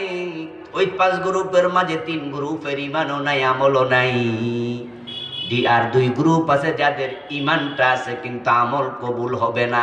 শেষ 2 গ্রুপ সারা পেলেও জাহান্নামের শাস্তি টাস্তি পাইয়া সারা পাবে, কিন্তু প্রথম 3 গ্রুপের কোনো সারা নাই, চূড়ান্ত ব্যর্থ। প্রথম 3 গ্রুপের মাঝে 1 নাম্বার হলো কাফের, 2 নাম্বার হলো মুশরিক, 3 নাম্বার হলো মুনাফিক। এই তিনটা অপরাধে যারা অপরাধী হবে তাদের আমও নাই, সালাও নাই, ইমানও নাই, আমলও নাই, তারা চরমভাবে ব্যর্থ হবে। এক নাম্বার কাফের। এই কাফের মানে শুধু হিন্দু বৌদ্ধ খ্রিস্টান নয়, কাফের মানে সেই কোরআনের একটা অক্ষরও যে অস্বীকার করেছে। আল্লাহর আইনের মাঝে একটা আইনও যে অস্বীকার করবে তার ঈমান থাকবে না, সেই হলো কাফের। শয়তান কাফের, কাদিয়ানি কাফের, ঠিক কিনা? ঠিক কিনা? শয়তান কাফের, সে আল্লাহকে অস্বীকার করে কাফের হয় নাই। কাদিয়ানি কাফের, কাদিয়ানি কোনোদিন বলেন আল্লাহরে মানি না, বরং কাদিয়ানি নামাজ, রোজা, হজ, যাকাত সব আমাদের মতোই করে। তারপরও দুনিয়ার সব হক্কানি আলেম একমত কাদিয়ানি মুমিন না কাফের। কারণ তারা কোরআনের 4টা অক্ষর মানে না। খা আলিফ তা মিম খাতামান নাবিয়্যিন, বিশ্ব নবী, শেষ নবী, এটা কাদিয়ানি মানে নাই। তাদের যা আমল আছে ওই আমলের দাম আল্লাহর কাছে 1 আনাও নাই। ঈমান হলো অঙ্কের মতো, 10 লাইনের অঙ্ক, 9 লাইন ঠিক আছে, 1 লাইন ভুল আছে, 10-এ কত? বিসমিল্লাহর বা থেকে মিনাল জিন্নাতি ওয়ান নাসের সিন পর্যন্ত এই কোরআনে যত হরফ আছে, কেউ যদি কয় 30 পারা মানি না সেও কাফের, কেউ যদি কয় 15 পারা মানি, বাকি 15 পারা মানি না সেও কাফের, কেউ যদি 29 পারা মানি, 1 পারা মানি না সেও কাফের। কথা বলেন কি হবে? কেউ যদি কয় সব সূরা মানি, ইন্না তয়না 3 আয়াতের সূরাটা মানি না, ঈমানদার না কাফের? কাদিয়ানি মাত্র 4 অক্ষর মানে না, মুমিন না কাফের?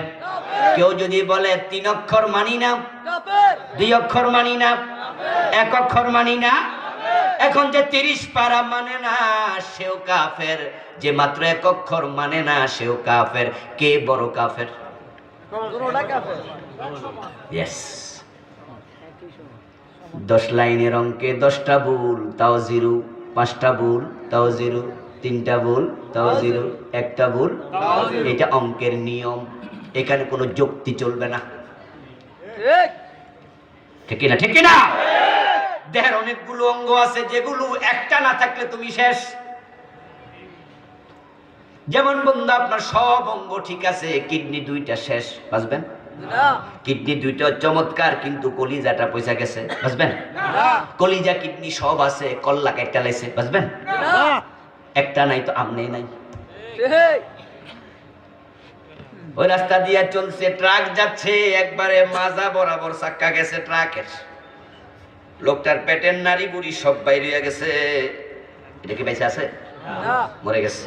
লোকজন গোল হয়ে খারাইছে, হারে হারে হারে, লোকজন ধরে আসছে, ধরে আইসা সবাই দাঁড়াইয়া বলতেছে, হারে ট্রাকটা কি করলো রে, লোকটা কেমনে জানি মরে গেল রে। একজন ঠেলা ঠেলি কইরা বিট ঠেলা একবারে সামনে আইসা কয়, মাথা ডারে আল্লাহ বাঁচাইছে। কথা বুঝছেন? বিট ঠেলাই সর আমি একটু চাই, তো ধাক্কাইয়া সামনে আইসা কয়, বাবা রে আল্লাহ মাথাটা বাঁচাই দিচ্ছে। লোকজন হেরে বুদ্ধিমান বলবে না বেকুব বলবে? বেড়া ফ্যাট নাই, মাজা নাই, নারী বুড়ি নাই, মাথা থেকে লাভ দেখো তুই সব আল্লাহ বাঁচাইছে মাথা, বেকুব বলবে না? ও বন্ধু, আপনার ঈমান ঠিক তাই, এক জায়গায় পেছে পড়বেন সব শেষ। শয়তান আল্লাহর ইবাদত করতে করতে করতে করতে ফেরেশতাদের ওস্তাদ হয়ে গেছে, ফেরেশতাদের মুআল্লিম হয়ে গেছে, ফেরেশতাদের সাথে থাকার সুযোগ পেয়ে গেছে। কানা মিনাল জিন, কোরআনে আল্লাহ বলে শয়তান হলো জিন জাতি, কিন্তু সে ইবাদত করতে করতে ফেরেশতাদের সঙ্গে থাকে। ফেরেশতাদের মুআল্লিম কোন কোন মুহাদ্দিস বলেছেন, কিন্তু মাত্র আল্লাহর একটা আইন মানে নাই। আদম রে সিজদা করো, শয়তান কয় করমু না। আল্লাহ কয় তাহলে তোর কোন আমল দরকার আমার আর?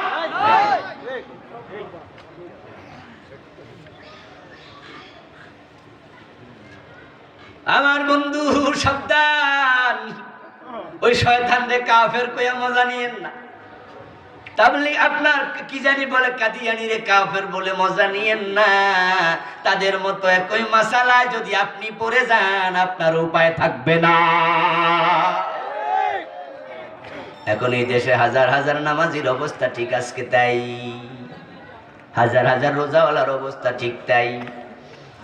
শয়তান মানে নাই আল্লাহর কয়টা আইন। এখন আপনারা এবার একটু আওয়াজ করে আমার সাথে বলতে হবে, চোর ধরে হাত কাটো এমন আইন কোরআনে আছে না নাই? এই 50 বছরে মানছেন কয়দিন? একদিনও না। কেন মানবেন? চোর তো নাই, ঠিক না? আইন নাই। না মানার কারণ দুটি হতে পারে, একটা হলো হয়তো চোর নাই। যদি চোর থাকে আমরা একমত, তাহলে বুঝতে হবে আল্লাহর আইন মানার লোক নাই। জেনা করলে পাথর মারো, অবিবাহিত হলে 100 বেত লাগাও, এমন আইন ইসলামে আছে না নাই? এখন এই আইন কায়েম করছেন কয়দিন? 50 বছর তো হয়ে গেল বাংলাদেশের। ডাকাত ধরে শুলে দাও, মদ পান করলে 80 বেত লাগাও, মদ পান করলে 80 বেত। হযরত ওমর নিজের ছেলেটাকে ওরে হাই দেন নাই, এটার নাম ইসলাম। মদ্যপানের অপরাধে প্রিয় পুত্রকে নিজ করে মেরেছ দোররা, মরেছে পুত্র তোমারই চোখের পরে। রাসূল সাল্লাল্লাহু আলাইহি সাল্লাম বলেন, আমার মেয়ে ফাতেমা যদি চুরি করে আমি ফাতেমার হাতটাও কেটে দেব, সার নাই। সকালবেলা ঘুম থেকে উঠে ওযু টযু কইরা নামাজে খাড়ায় আউযু বিল্লাহি মিনাশ শাইতানির রাজিম বলে নামাজ শুরু। সূরা ফাতিহা পড়তেছেন। বাংলা অর্থ হলো অভিশপ্ত শয়তান থেকে আল্লাহর কাছে ফানা চাই। শয়তান পাশে খাড়ায় কয়, আমার অভিশপ্ত কইলো কেডারে? আমি আল্লাহর একটা আইন মানি নাই, আমি অভিশপ্ত হইলে তোর কি খবর? আল্লাহর আইন তো দেশে মানে না, নাই নাই। এ নিয়ে কলিজার মাঝে দুঃখটাও নাই। শুধু আল্লাহর আইনের কথা বললে ইমামের চাকরিটাও থাকে না, এমন মসজিদও আছে না নাই? হুজুর রাজনীতি করে, হুজুর বালানা। তাহেরি কইছিল, আমি তো বালানা, বালা লইয়া থাকবো।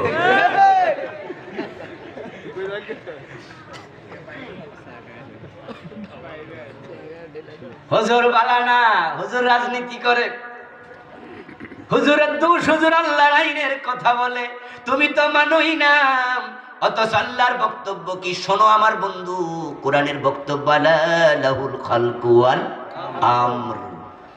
কাদিয়ানি মানে না কয় অক্ষর? ঈমান আছে না গেছে? হাসরের ময়দানে সফল না ব্যর্থ? এখানে আছে 15 অক্ষর, আলা 3 অক্ষর, লাহু 2 অক্ষর, খালকু 5 অক্ষর, ওয়াল আমরু আরো 5 অক্ষর আছে 15টা। কাদিয়ানি 4টা মানে নাই। হাসরের দিন তাদের উপায়, তারা যে ব্যর্থ দুনিয়া থেকে তারা বুঝতেছে। বুঝলে কি আর কাদিয়ানি থাকতো? বুঝলে তো ইমানদার হয়ে যেত। কিন্তু যেদিন বুঝবে সেদিন তওবার সুযোগ আর নাই। আমরা তাদের মতো হতে চাই না। 15টা অক্ষর আপনারা হাজার হাজার নামাজির মানেন না, হাজার হাজার টুপিওয়ালা দাড়িওয়ালা মানে না। কেমনে মানেন না? বাংলা অর্থের দিকে তাকালে দেখবেন, আলা লাহুল খালকু ওয়াল আমরু। বাংলা অর্থ হলো সাবধান, সৃষ্টি যার, আইন চলবে শুধুই তার। এবার একটু বলুন তো, সৃষ্টিকার আল্লাহ। আরো জোরে বলেন, কার? আল্লাহ। আইন চলবে কার? আল্লাহরটা চলে না ব্রিটিশেরটা চলে? ব্রিটিশেরটা। আল্লাহ কয় চোর ধরে হাত কাটো, ব্রিটিশ কয় চোর ধরে জেলে দাও। 90% মুসলমান কাটটা নিছো, আল্লাহরটা না ব্রিটিশেরটা? তো ব্রিটিশের আইন মাইনা আল্লাহর গোলাম দাবি করো কেমনে?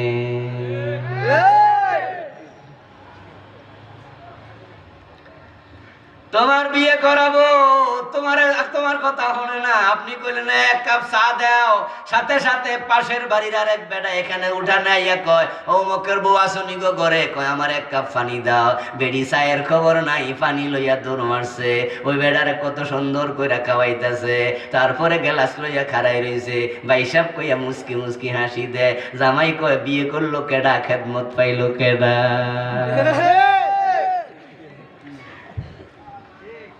জামাইয়ের মনে নিশ্চিত সন্দেহ তৈরি হবে, আমি যে বিদেশ ছিলাম 5 বছর, এই চান্সে বেড়ার লগে পরকিয়া করছে। না হয় আমি চা চাইলাম, আমার চা না দিয়া ফানি লইয়া দৌড়ায় কেন? এমন কিছু মহিলা আছে না নাই? স্বামীর কথা শুনে না, দেবরের লাইগা পাগল। আস্তাগফিরুল্লাহ। এখন আপনাদের কাছে এবার ফতোয়া জানতে চাই, বলুন তো ব্যক্তিত্ব সম্পন্ন স্বামী এই বউ নিয়ে সংসার করবে নাকি ভিন্ন কিছু ভাববে? ভিন্ন কিছু ভাববে। আল্লাহর ব্যক্তিত্ব আমাদের মতো না বেশি অগিয়ার। আল্লাহ খুব ব্যক্তিত্ব সম্পন্ন, এজন্য কুফর এবং শিরিক তিনি সহ্য করেন না।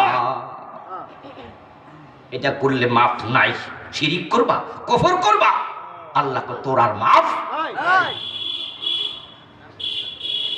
100 খুন করবা, তাওবা করবা, আল্লাহ কো ঠিক আছে যা মাফ দিন।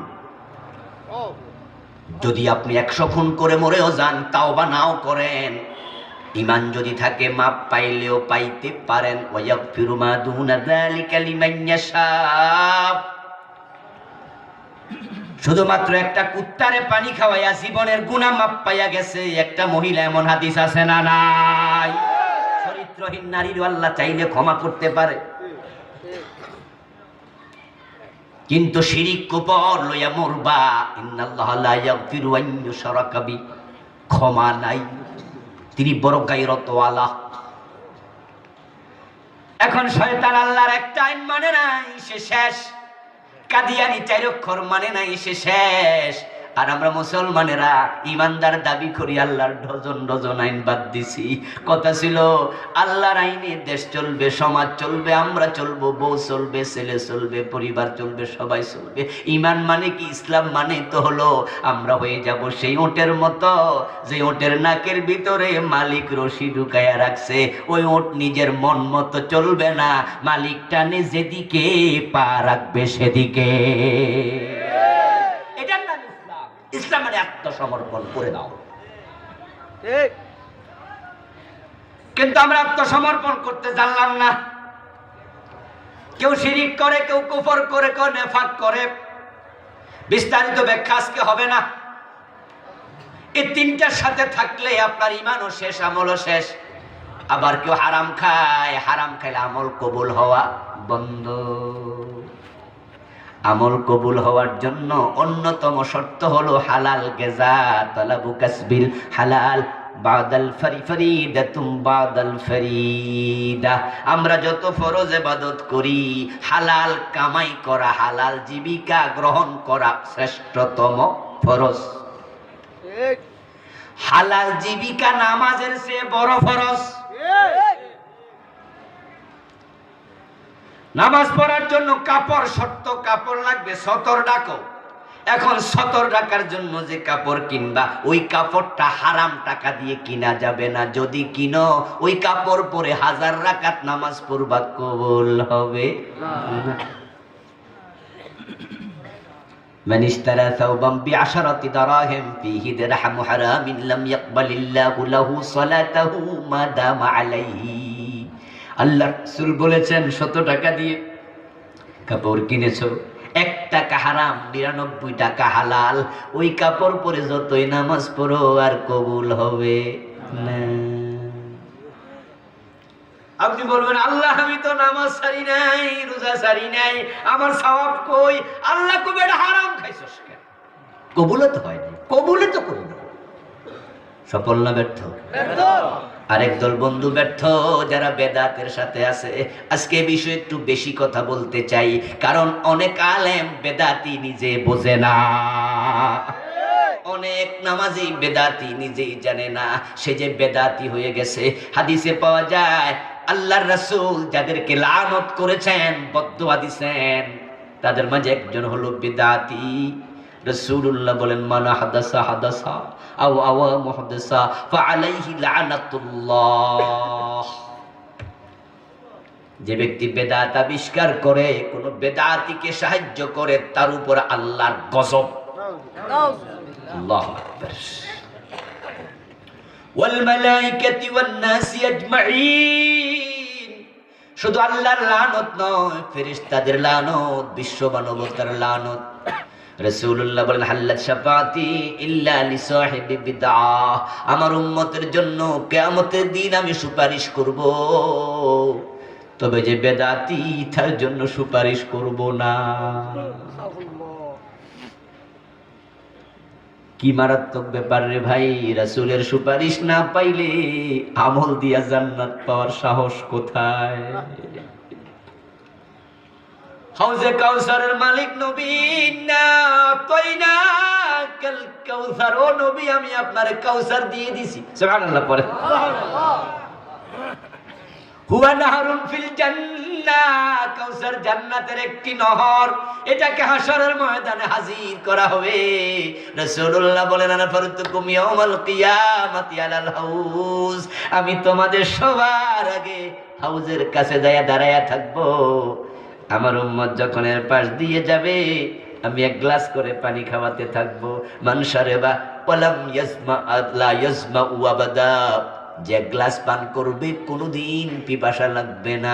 মা হুয়া শাদ্দু বিয়াদাম মিনাল লাবান ওয়া আহলা মিনাল আসাল ওয়া আতিয়াবু মিনাল মিস ওয়া যাওয়ায়াহু সাওয়াহুন কিজানুহু কানুজুমিস সামা,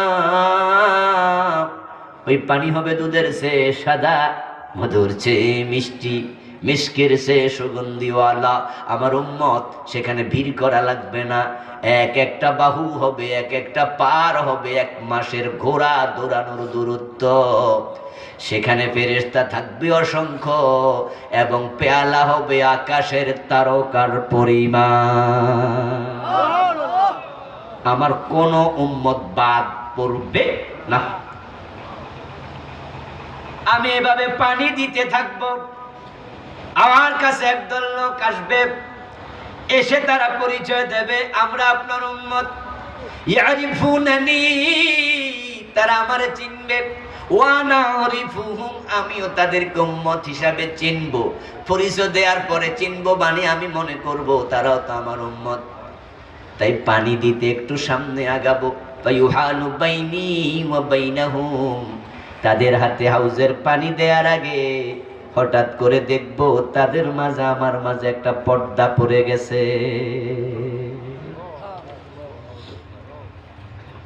ফাকুলু ইন্নাহুম মিন্নি, তাদেরকে আমি পানি দিতে পারলাম না, তাই আমি আওয়াজ করে বলবো কি হলো, তারা তো আমার উম্মত, কেন পানি দিতে পারলাম না, পর্দাটা কেন পড়ে গেল?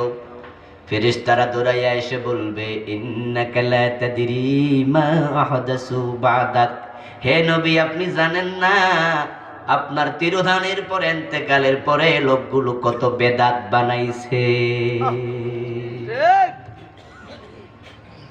তারা বেদাতি উম্মত। ফাকুলু সুকান সুকান লিমান গায়্যারা দীনি, তখন আমি বলবো দূর হ, দূর হ, যারা বেদাতের মাধ্যমে আমার দ্বীনের মাঝে পরিবর্তন করেছিস, আমার দ্বীন বিকৃত করেছিস, তারা দূর হ, তোদের জন্য হাউজে কাউসারের পানি নেই। এখন তারা কারা? যদি তাদের তালিকা আপনার নাম থাকে, আপনাকে রাসূল বলবেন দূর হ, সর এখান থেকে। আওয়াজ করে বলুন তো আপনি সফল না ব্যর্থ? কিন্তু এখনো তাওবার সুযোগ আছে না নাই? আমি আপনাকে এখন চিনাবো, সেখানে আপনি আছেন কিনা। قال النبي صلى الله عليه وسلم من حدث في امرنا هذا ما ليس منه فهو رد, আমার দ্বীনের মাঝে যে ব্যক্তি এমন কিছু ইবাদত চালু করেছে যে ইবাদতটা আমি করি নাই, আমার সাহাবারা করে নাই, আমার যুগে ছিল না, এটাই বেদাত, এটাই প্রত্যাখ্যাত।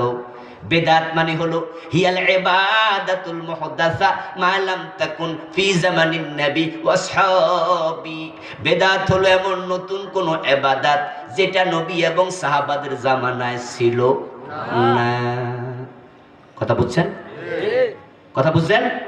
বেদাত কি? যেটা আপনি করতেছেন সওয়াবের নিয়ত, এই কামটা আমি করি, হারে কত সওয়াব। কে কইছে সওয়াব? পিসা হুজুর কইছে। কে কইছে সওয়াব? আমার উস্তাদ কইছে। এই কাজ করলে বেশি সওয়াব কে কইছে? ওই গত পরশুদিন মাহফিল বক্তা কইছে। এখন আমি আপনাকে বলছি, যদি কোনো আলেম বলে তুমি সওয়াবের জন্য যে ইবাদতটা করতেছো ওইটা কিন্তু রাসূল এবং সাহাবারা করে নাই, তাহলে কোন পীরের কথায় কোন বক্তার কথায় নতুন ইবাদত করা যাবে না, করলে আপনি বেদাতি হয়ে যাবেন। না বুঝে না জেনে করতেছেন একরকম, আল্লাহর কাছে ক্ষমা চান, পাইতেও পারেন আল্লাহ জানতাম না বুঝতাম না, মাফ করো মাফ করো। কিন্তু যখন প্রমাণ হয়ে যাবে আপনি যা করতেছেন কোরআন হাদিসে নাই, ওই কাজ আর একবারও করা যাবে না। এখন এই জাতীয় বেদাত সমাজে অভাব নাই, কিন্তু ঝামেলাটা হয়েছে কি জানেন? এ বিষয়ে আমি একটা বই লিখেছি, বাংলাদেশ চলমান 38টা লিখছি আমি। আমাদের দেশে শিরিকের অভাব নাই, এটাও লিখেছি। বাংলাদেশে চলমান 29টা লিখছি। খামখেয়ালি করতে করতে মানুষ মুশরিক হয়, ওই ব্যর্থদের তালিকায় চলে যাচ্ছে খামখেয়ালি করতে করতে। আমি আলেম ওলামাদেরকে দেখে অবাক হই, মাঝে মাঝে কিছু আলেম এমন আছে যারা রাসূলকে ভালোবাসতে গিয়া সীমা লঙ্ঘন করে মুশরিক হচ্ছে। এমন কিছু মুসলমান পাই নবীকে ভালোবাসে, চিন্তা ভাবনা দেখতে ভালো লাগে, হারে রাসূলের জন্য আশেক, মজাই লাগে, কিন্তু দেখি সে মুশরিক হয়ে গেছে ঈসা নবীর উম্মতের মতো। ঈসা আলাইহিস সালামের উম্মত, উনাকে বেশি ভালোবাসতে যাইয়া আল্লাহর ছেলে বানাইছে। ঠিক আমাদের দেশে কিছু আলেম রাসূলকে ভালোবাসতে যাইয়া আল্লাহ বানায়া ছাড়তেছে। मोहम्मद खुदा नहीं अगर खुदा से जुदा भी नहीं, कोई कि मोहम्मद खुदा नय खुदार से जुदा नय। রাসূলুল্লাহ মানুষ কয় না না, রাসূলকে মানুষ মানে না এমন কিছু লোক আছে না নাই? রাসূলকে ভালোবাসতেছে, মানুষ কোয়া যাবে না, মানুষ করলে দাম কমে যাবে, রাসূলের দাম বাড়াতে হবে। তো কি করতে হবে? ফেরেশতা কয় না, জিন কয় না, মানুষ কয় তা তো কইছি না, তো কি কয় কিও না। এখন তারা কি বলতেছে, আসলে কি বলতে চায়? বলতে চায় কি গানে গানে শুনবেন, আওয়াজ বন্ধ, আপনারা গাইবেন না। গান বানাইছে তারা, মানবের রূপ ধরিয়ে নবী এলেন ভবেতে, কুল্লু আলম লুটে পরে তাহার চরণ তলেতে। উনি মানুষ নয়, তিনি মানুষের রূপ ধরে আসছে। তামাম আলম উনার পায়ের মাঝে লুটে পড়ে। আস্তাগফিরুল্লাহ। আমরা কার চরণে লুটে পড়ি? কথা বলতে হবে, কাকে সেজদা করি? রাসূলুল্লাহ নিজে কারে সেজদা করতেন? তো রাসূলের চরণে তামাম আলম লুটে পড়ে, তোরে কইল কে? অথচ কোরআনের বক্তব্য, আল্লাহ ইয়াসজুদু লাহু মান ফিস সামাওয়াতি ওয়াল আরদ, আকাশ জমিনে সবাই সেজদা করছে কাকে? ইয়াসজুদু লাহু মান ফিস সামাওয়াতি ওয়াল আরদ, আন-নাজমু ওয়াশ-শাজারু ইয়াসজুদান। আর ওরা কয় কিনা গানের মাঝে সবাই নাকি রাসূলের চরণে লুটে পড়তেছে। উনি মানুষের সুরত ধরে আইছে, তাহলে উনি কে? সুরত ধরছে কারণ কি? জিব্রাইল সুরত ধরছে মানুষের, কারণ সে মানুষ না, ঠিক না? মানুষ হলে তার সুরত ধরা লাগতো না, তাহলে রাসূল সুরত ধরছে মানুষের, তিনি কে? এবার আরেকজন জবাব দেয়, আহমদের মিমের পর্দা তুলে দে রে মন, দেখবি সেটাই বসত করে আহাদ নিরঞ্জন।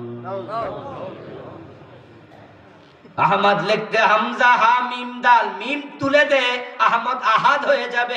আস্তাগফিরুল্লাহ। কয় যে আকাশে যিনি আল্লাহ, জমিনে তিনি মুহাম্মদ। নাউজুবিল্লাহ। शरीयत का डर से अगर ना मन्यो कहता, मोहम्मद नबी खुद खुदा बन कर आया। कोई की রাসূলকে বেশি ভালোবাসতে যায়া রাসূলকে আল্লাহর সমান বানায়া ফেলতেছে। কয় আল্লাহর জাতি নূর, রাসূল মাটির তৈরি। কয় না, অসম্ভব। কি? কয় নূর। তো নূর কইয়া লাভ কি? কয় দাম যাইবো বাইরা। তুমি বোঝো না রে দোস্ত, মাটির আদমকে নূরের ফেরেশতাকে দিয়ে আল্লাহ সিজদা করায়া বুঝাইয়া দিছে আল্লাহর কাছে নূরের চেয়ে মাটির দাম বেশি।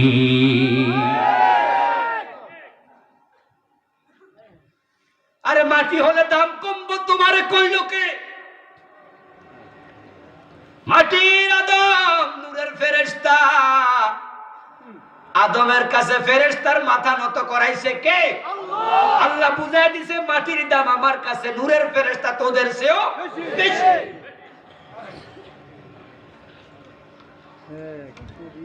আমার বন্ধু রাসূল গায়েব জানে, পীর সাহেব গায়েব জানে, এমন আকীদা রাখে, এমন আলেম আছে না নাই?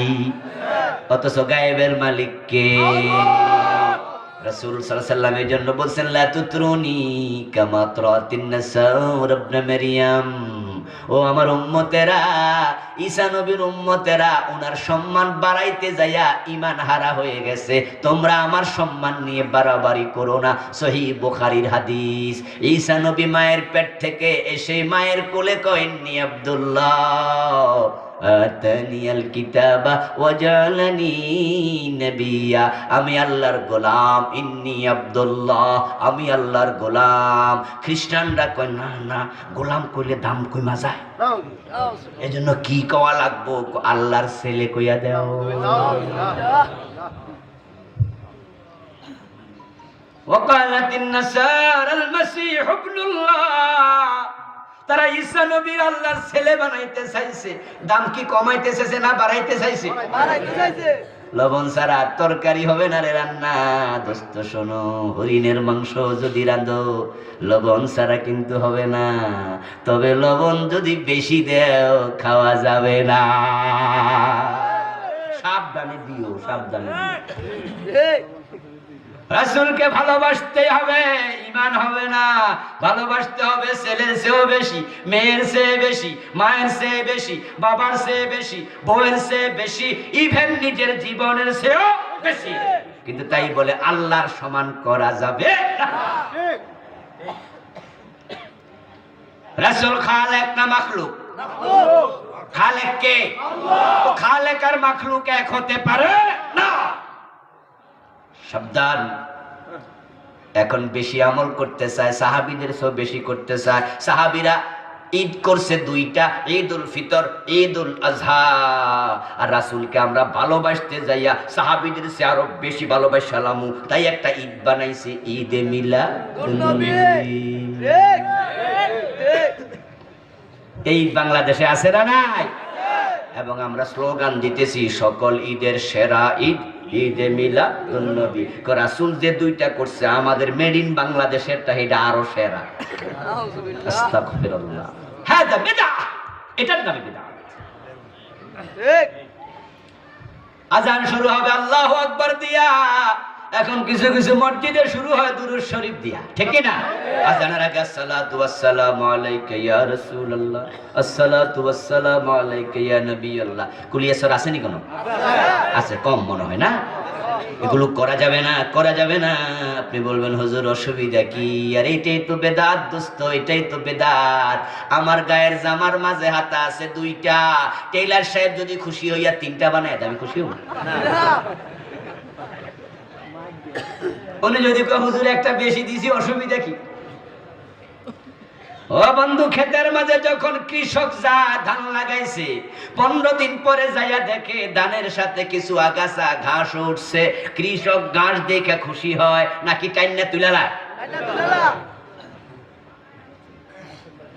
কোন কৃষক যদি কয় আল্লাহ আমার এগুলো ফ্রি দিছে, যে আরে ধান গাছের সাথে ঘাস আমি লাগাই নাই, আল্লাহ আমারে ফ্রি দিছে, ও ঘাস সার দাও তোমরাও বড় হও, দেখবে যে ধান আর ফলন ভালো নয়।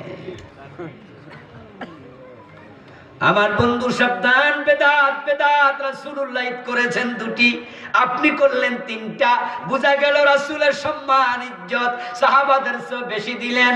রাসূলুল্লাহ ইন্তেকাল করেছেন 11 হিজরিতে। সাহাবায়ে কেরাম সর্বশেষ জনাব তুফাইল রাদিয়াল্লাহু তাআলা আনহু ইন্তেকাল করলেন 101 হিজরিতে। 90 বছর রাসূলের ইন্তেকালের পরে সাহাবারা জীবিত, তারা কেউ ঈদে মিলাদুন্নবী করে নাই, কারণ জন্মদিবস পালন করা খ্রিস্টানদের সংস্কৃতি, ইসলামের মাঝে সংস্কৃতিটা নাই। হ্যাপি বার্থডে টু ইউ খ্রিস্টানদের মাঝে আছে না নাই? মুসলমান আচ্ছা আমরা কি আমাদের নিজেদেরটা করি? না করি না আমার বাবারটা করি, না আবু বকরেরটা, না ওসমানেরটা, ইমাম আবু হানিফারটা, ইমাম বুখারীরটা, আব্দুল কাদের জিলানীরটা। সিস্টেম নাই, আমরা করি না এগুলো। ফেসবুকে দেখলাম এক পীর সাহেব হুজুর বিশাল এক কেক কাটতেছে, মোটামুটি মনে 10-15 কেজি এরকম বড় একটা কেক বানাইছে। তারপর উনি আবার কি করছে, এহরামের কাপড় পরছে, এহরামের 2টা সাদা কাপড় পইরা তারপর বড় একটা ছুরি লইয়া মুরিদদেরকে সাথে নিয়ে বলতেছে, হ্যাপি বার্থডে টু ইউ ইয়া রাসূলুল্লাহ। মানে সবাই সমস্বরে রাসূলের হ্যাপি বার্থডে করতেছে, গাইতেছে। ঈদে মিলাদুন নবী তুমি পালন করছো, রাসূলকে ভালোবাসো। আজকে এটার জন্য ইবাদত হিসাবে লাখ লাখ টাকা খরচ করে, মিছিল করে, মিটিং করে, সেমিনার করে, সিম্পোজিয়াম করে, মিছিলের মাঝে কয় শুভেচ্ছার স্বাগতম বিশ্ব নবীর আগমন। কি বাংলাদেশ আইতেছে, আজীব স্লোগান। তারপরে এবার খেসুরি খায়, গরম গরম জিলাপির টান ফালাইয়া দেয়, আর কয় হুজুর কত ভালোবাসি। রাসূলের ভালোবাসার প্রমাণ বেদাত করে নয়, সুন্নাহর মাধ্যমে দিতে হবে। মান আহাব্বা সুন্নতি ফাকাদ আহাব্বানি ওয়া মান আহাব্বানি কানা মাই ফিল জান্নাহ। সুবহানাল্লাহ পড়েন। বেদাতের সাথে নাই। হুজুর আমি আজানের আগে একটু একটা দুরূদ শরীফ, 2টা দুরূদ শরীফ নয় পড়লাম, অসুবিধা কি? আমি বলবো দোস্ত, মাগরিবের নামাজে 2 রাকাত পড়ে আত্তাহিয়াতু আছে না নাই? জোহরের নামাজে 2 রাকাত পড়ে তাশাহুদ আছে না নাই? আপনি যদি কোন আমি দুরূদ শরীফটা পড়মু, টাইম হাতে আছে, নামাজ হবে না। উলামায়ে হানাফির ফতোয়া হলো যদি কেউ 2 রাকাত পড়ার পরে আত্তাহিয়াতুতে 3 এবং 4 রাকাত বিশিষ্ট নামাজে দুরূদ শরীফ পড়ে, তাহলে তাকে 2টা সাহু সেজদা জরিমানা হিসাবে দিতে হবে। দুরূদ পড়লি কেন?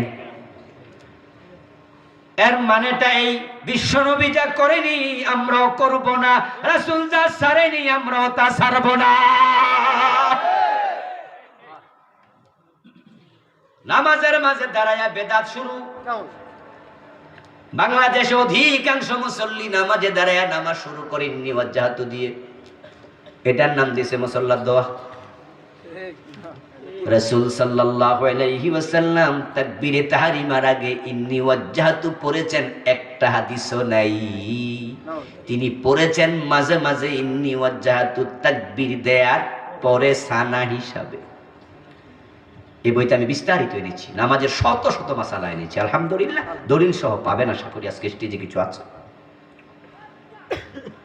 আল্লাহর হাবিব তাসানা পড়েছেন, ইন্নী ওয়াজ্জাহাতু সানা পড়েছেন, সুবহানাকাল্লাহুম্মা সানা পড়েছেন, আল্লাহুম্মা বাঈদ বাইনি ওয়া বাইনা খাতায়ায়া কামা বা'আদতা বাইনাল মাশরিকি ওয়াল মাগরিব, আরো একাধিক।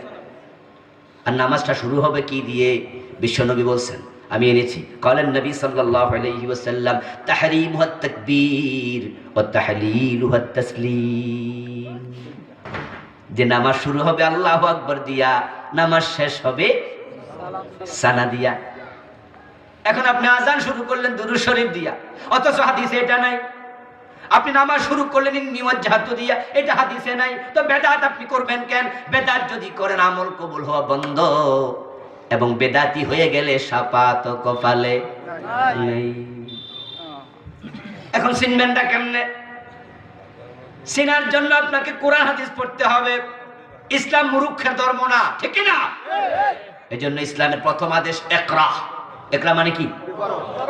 তালাবুল ইলমি ফারিদা আলা কুল্লি মুসলিম। হযরত হুযায়ফা ইবনুল ইয়ামান বলেন, কুল্লু ইবাদাতিন লাম ইয়াতাআব্বাদ বিহা আসহাবু রাসূলিল্লাহি ফালা তাতাআব্বাদু বিহা। রাসূলুল্লাহ সাহাবারা যেটা ইবাদত হিসাবে করে নাই, তোমরা সেটা করতে পারবা না। আপনি আমি যদি পড়ার মাঝে লেগে থাকি, তারপরে আমরা নতুন কিছু পাবো। আপনারা ফিকার বইগুলো পড়বেন, মকসুদুল মুমিন একটা বই আছে না, আপনি সেটাতে পাবেন ইন্নী ওয়াজ্জাহাতু শুরুতে পাবেন, নাওয়াইতু আন উসাল্লিয়া পাবেন। আপনি বলবেন হুজুর এগুলো কি হেরা না বুঝে লিখছে? আমি বলবো হ্যাঁ রে দোস্ত, এগুলো তো আমরাও পড়ছি ছোটকালে।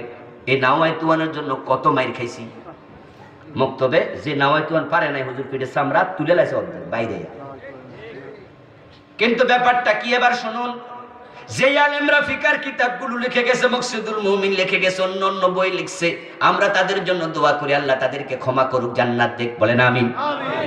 ব্যাপারটা হয়েছিল এরকম, আমরা যারা আমার সমবয়সী আপনারা যারা আছেন, আমার সিনিয়ররা যারা আছেন, আমরা যখন মুক্তবে পড়ছি তখন মাওলানা মুক্তব পড়াইতো না, মুক্তব পড়াইতো মুন্সি হুজুরে।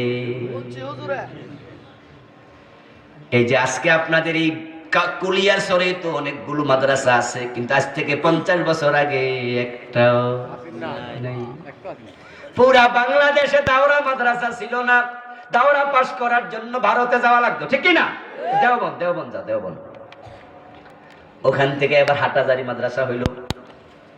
কোন আলিয়া মাদ্রাসা নাই, পুরা বাংলাদেশে নাই। ছিল আজকে ঢাকা আলিয়া কেলকাটা, সেখান থেকে আসছে ঢাকায়, হলো সরসিনা মাদ্রাসা। এই জন্য দেখা যেত যে মাওলানা পাওয়া যেত না, কিন্তু যে মসজিদগুলো ছিল মক্তব কে পড়াবে, ইমামতি কে করবে, ওই 3 ক্লাস 5 ক্লাস পড়ুয়া হুজুর। কারণ এখান থেকে মদিনা বিশ্ববিদ্যালয়ে যাইয়া পড়তো কয়জনে, তখন তো মদিনা বিশ্ববিদ্যালয় হয় নাই, এটা হয়েছে কয়েক বছর হলো, আপনার 30-40 বছর। এখন আমাদের যারা আলেম ওলামা ছিলেন, আমরাও পড়ছি মনসুর হুজুরের কাছে মক্তবে, আনাকুম বানাকুম তানাকুম। হুজুর মক্তবে পড়া দিয়া কলাই খেতে যাইতো, পাশে কলাই খেত, তো হুজুর কলাই খেতে থাকে কইতো, ওই ফরসনি, আমরা কইতাম হ্যাঁ হুজুর পড়তাছে। আমার বন্ধু এখন ওই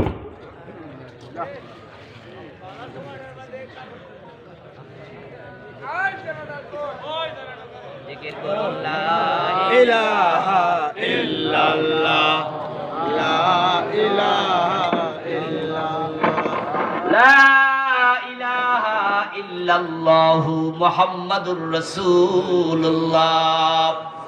আমার বন্ধু, ওই আলেমেরা তখন বেশি পড়ার জন্য দূরে যেতে পারেন নাই, কিন্তু আপনাদের কাছে জানতে চাই, এই যে বুখারী শরীফ আমরা এখন পড়ি, 200 বছর আগে কিতাবটা কি ছিল না?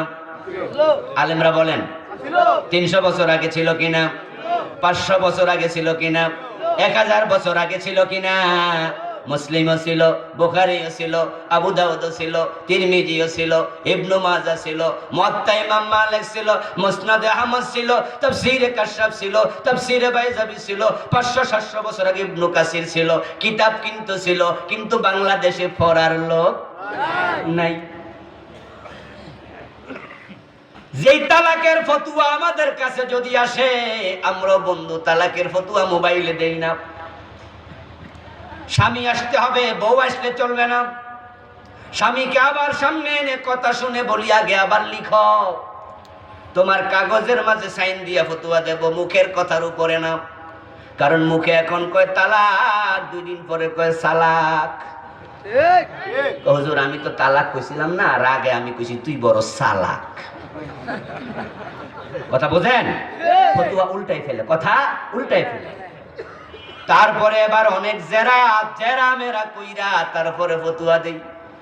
আমি তালাকের মাসআলাগুলো সহিহ মুসলিমে পড়াচ্ছি 17-18 বছর, শিক্ষকতা করছি 20 বছর চলে যাচ্ছে। সহিহ মুসলিম পড়াচ্ছি 2003 সন থেকে, তাহলে 17 বছর গেল। 17 বছর 18 বছর আমি পড়াই কিতাবুত তালাক, কিন্তু স্টুডেন্টদেরকে বলে দেই এই মাসআলাগুলো পড়াচ্ছি, কিতাবে আছে, পড়তে হবে, জানতে হবে, কিন্তু তোমরা একটুকু ফতোয়া দিতে যেও না। তালাকের মাসআলা এত জটিল, এর চেয়ে জটিল মাসলা ইসলামে আর নাই। যদি তালাক হয় আর তোমার ফতোয়া হয় নাই, তাহলে ঘরের মাঝে জেনার বাজার খুলে যাবে। আর ওই 2 জনা কাম করে যত গুনাহ করবে, গুনাহ মুফতির কান্দেও আসবে। আবার যদি ফতুয়াটা এমন হয় যে তালাকটা হয় নাই, তুমি কইছো হইয়া গেছে, একটা বৈধ বিবাহ ভেঙে দিয়েছ। তালাকে তো জটিল, কিন্তু আজ থেকে 100 বছর 50 বছর আগে এই তালাকের ফতুয়া নেয়ার জন্য মুহাদ্দিস পাইবেন কই? মসজিদের ইমাম তো 8 পাস 5 পাস, তখন ওই হুজুররাই ফতুয়া দিছে, ফতুয়া তো দেয়া লাগবেই, যাইব কই? কিন্তু আজকের এই দিনে বুখারী মুসলিম সহ হাদিসের কিতাবগুলো আলহামদুলিল্লাহ আমাদেরকে মাসআলা জিজ্ঞাসা করলে আমরা শুধুমাত্র এখন আর ফতুয়ার কিতাবের নাম্বার বলি না, যে দরুল মুখতারে আছে, শামিতে আছে, কাজীখানে আছে, অমক ফতুয়ার কিতাবে আছে, না, আমরা এখন ওই কিতাবের সাথে সাথে হাদিস নাম্বার বলে দেই। এটা বুখারীর এত নাম্বার হাদিস, মুসলিমের এত নাম্বার হাদিস। এখন যখন আলেমেরা চোখ খুলে গেছে, কোনটা বেদাত তা ধরা পড়ে গেছে। আপনি যে আমল করছেন এটা কোরআন হাদিসে নাই। এখন বেদাতীদের কাতারে থেকে বললে উপায় নাই। ডজন ডজন বেদাত সমাজে চলছে, সব কিন্তু কওয়া যায় না, কারণ কইলে অনেকে চেহারা কালো হয়ে যাবে। কারণ সত্য কি মিঠা না তিতা? সত্য এমন এক জিনিস যেটা নিজের গায়ে পড়লে সবাই একটু মনটা খারাপ হয়।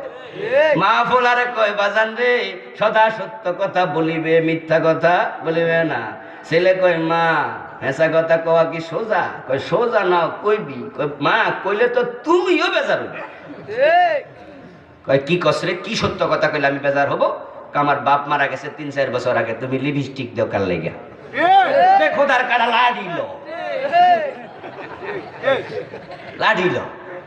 তখন ছেলে কয়, মা কইছিলাম না সত্য কথা কইলে কেউ সহ্য করে না। এজন্য সব কথা কিন্তু খাওয়া যাইব না। আমিও তো বাড়ি যাওয়া লাগবে, ফিডের মাঝে তো সালা বান্ধে আনি না। তবে আলহামদুলিল্লাহ আমি বই লিখেছি, বেদাত লিখেছি 38টা। আপনি অবাক হবেন পড়ে, জিন্নারিল্লাহ, এটা আমি করতেছি। কিন্তু মজার ব্যাপার হলো, বইটা কখন প্রকাশিত হয়েছে? বইতে লেখা আছে। লেখার পর থেকে আজ পর্যন্ত এই বাংলাদেশে কোনো আলেম বলতে পারেনি যে আপনার লেখা ভুল। আলহামদুলিল্লাহ। তাহলে তো আমার কাছে ফোন দিত, আমি তো কত মাহফিলে যাই, ঠিক না? মাহফিলে আপনি আজকে কিনে নেবেন, পড়বেন, আগামী 3 দিন 5 দিন পর আবার দেখা হবে আমার সাথে কিশোরগঞ্জে। আপনি বলতে পারবেন যে হুজুর আমি অমুক মাদ্রাসার মুহাদ্দিস, হুজুর আমি অমুক মাদ্রাসার শিক্ষক, হুজুর আমি কামেল পাশ করেছি, আমি দাওরা পাশ করছি, আমিও কোরআন হাদিস কম জানি না। আলহামদুলিল্লাহ, আমিও কিছু জানি। আপনি এটা কেন লিখলেন? আপনার সেলেস করার সুযোগ আছে না? আজ পর্যন্ত কেউ করেনি, আলহামদুলিল্লাহ। এর মানে হলো আমি যা লিখেছি জেনে বুঝেই লিখেছি। আপনারা নিয়ে পড়বেন, পড়লে তখন বুঝবেন যে এই কাজটা যেহেতু ইসলামে নাই, আমার এটা করা দরকার নাই। কেন বেদাত করতে যাবো? আল্লাহ তাআলা আমাদের সকলকেই ব্যর্থদের তালিকা থেকে মুক্ত করুন, বলেন আমিন। ইনশাআল্লাহ 3টি বই স্টেজে পাবেন, দোয়ার পরে নেবেন। কিছু প্রশ্ন আছে, উত্তর দেব? উত্তর নেবেন? তাহলে